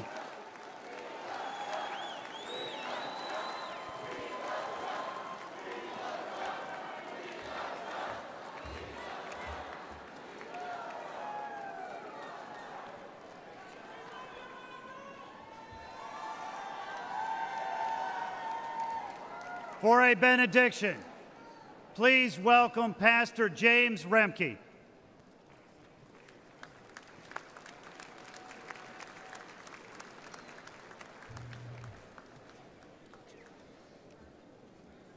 It's a great pleasure to be here. Great pleasure to see President Donald Trump safe.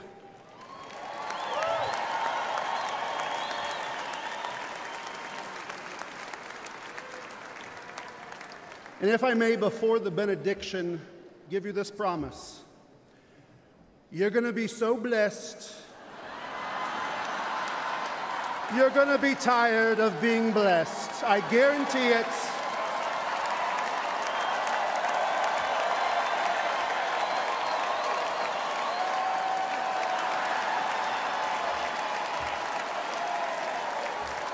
Believe me. Let us pray. In the name of the Father, and of the Son, and of the Holy Spirit. Amen. Almighty God, you have given us this good land as our heritage. Grant that we remember your generosity and constantly do your will. Bless our land with honest industry, truthful education, and an honorable way of life. Save us from violence, discord, and confusion, from pride and arrogance, and from every evil course of action. We give thanks to you for keeping President Trump safe. We pray for the families of those affected by the demonic violence at the rally on Saturday. And we pray you would send your holy angels to guard and keep President Trump from all harm and danger. Grant that we who came from many nations with many different languages may become a united people. Support us in defending our liberties, and give those to whom we have entrusted the authority of government the spirit and wisdom that there may be justice and peace in our land. When times are prosperous, may our hearts be thankful. And in troubled times, do not let our trust in you fail. Through Jesus Christ our Lord. Amen.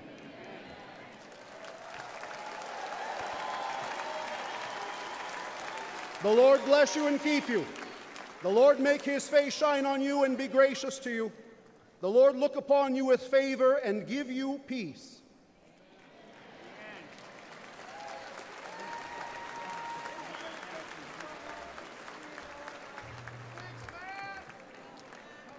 For a benediction, please welcome from California National Committee woman Harmeet Dillon.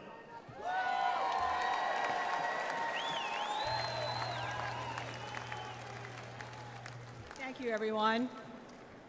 These last 48 hours have been some of the most intense, yet most prayerful of our lives.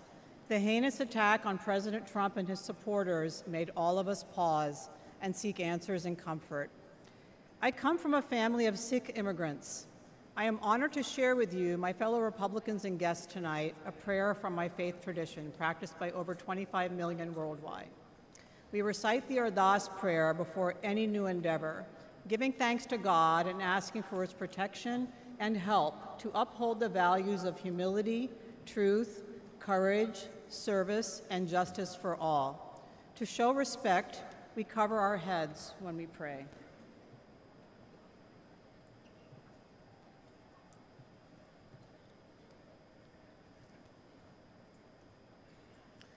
तू ठाकर तुम पे अरदास जियो पिंड सब तेरी रास तुम मात पिता हम बारक तेरे तुमरी कृपा में सुख कनेरे कोई न जाने तुमरा अंत ऊंचे ते ऊंचा भगवंत सगल समगरी तुमरे सूतर धारी तुम ते होए सो आज्ञाकारी तुमरी गत मित तुम ही जानी नानक दास सदा कुर्बानी.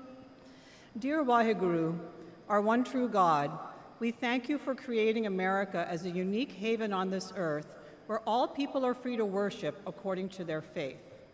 We seek your blessings and guidance for our beloved country.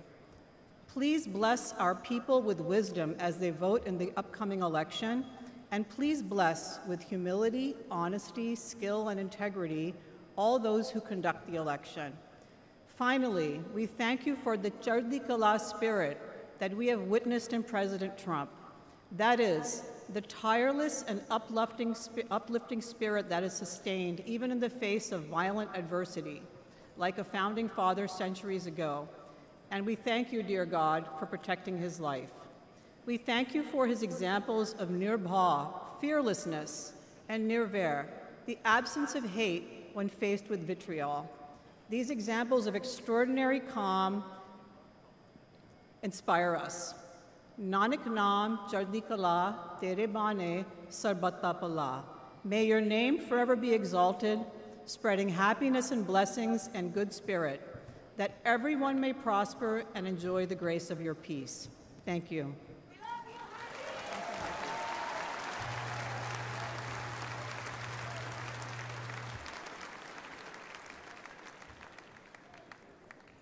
Senator Vance, congratulations.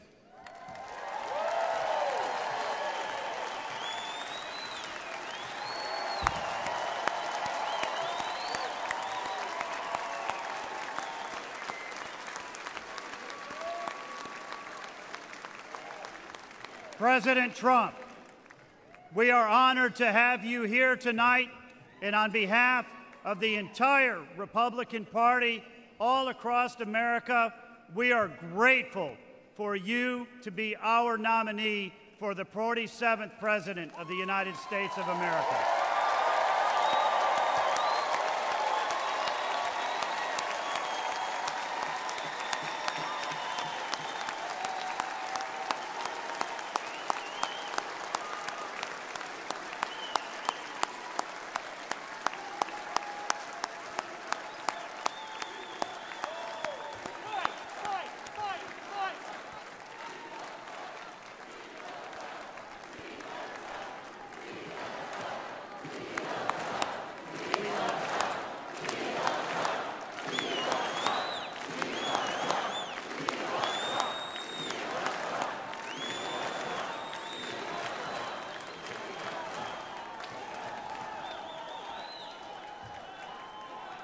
The chair declares that the 2024 Republican National Convention stand in recess until tomorrow at 5 p.m.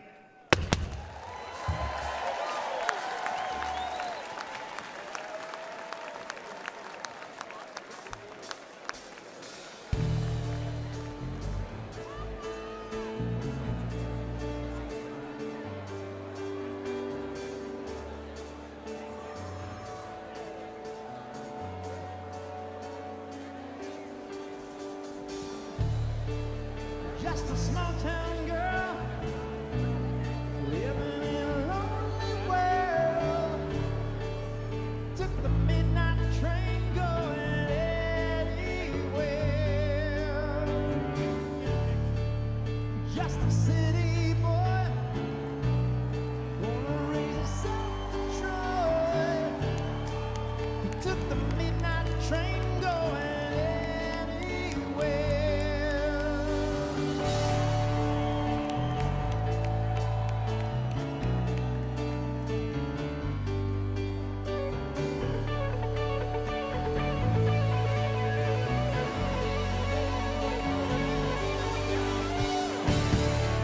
Singer in a smoky room, smell of wine and cheap perfume. For a smile they can share the night that goes on and on and on and on. Strangers waiting up and down the boulevard, their shadows searching in the night. Streetlight people living just a thought emotion, hiding somewhere in the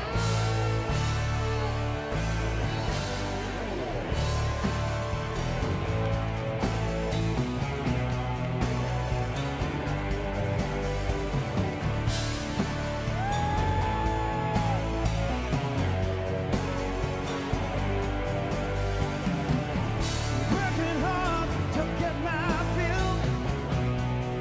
Everybody wants a feel, paying anything to roll the dice just one more time. Some will win, some will lose. Some will wanna sing the blues. Oh, the movie never ends, goes on and on and on and on. Strangers waiting up and down the boulevard, their shadows searching in the night. Streetlight people living just a flash emotion, hiding somewhere in the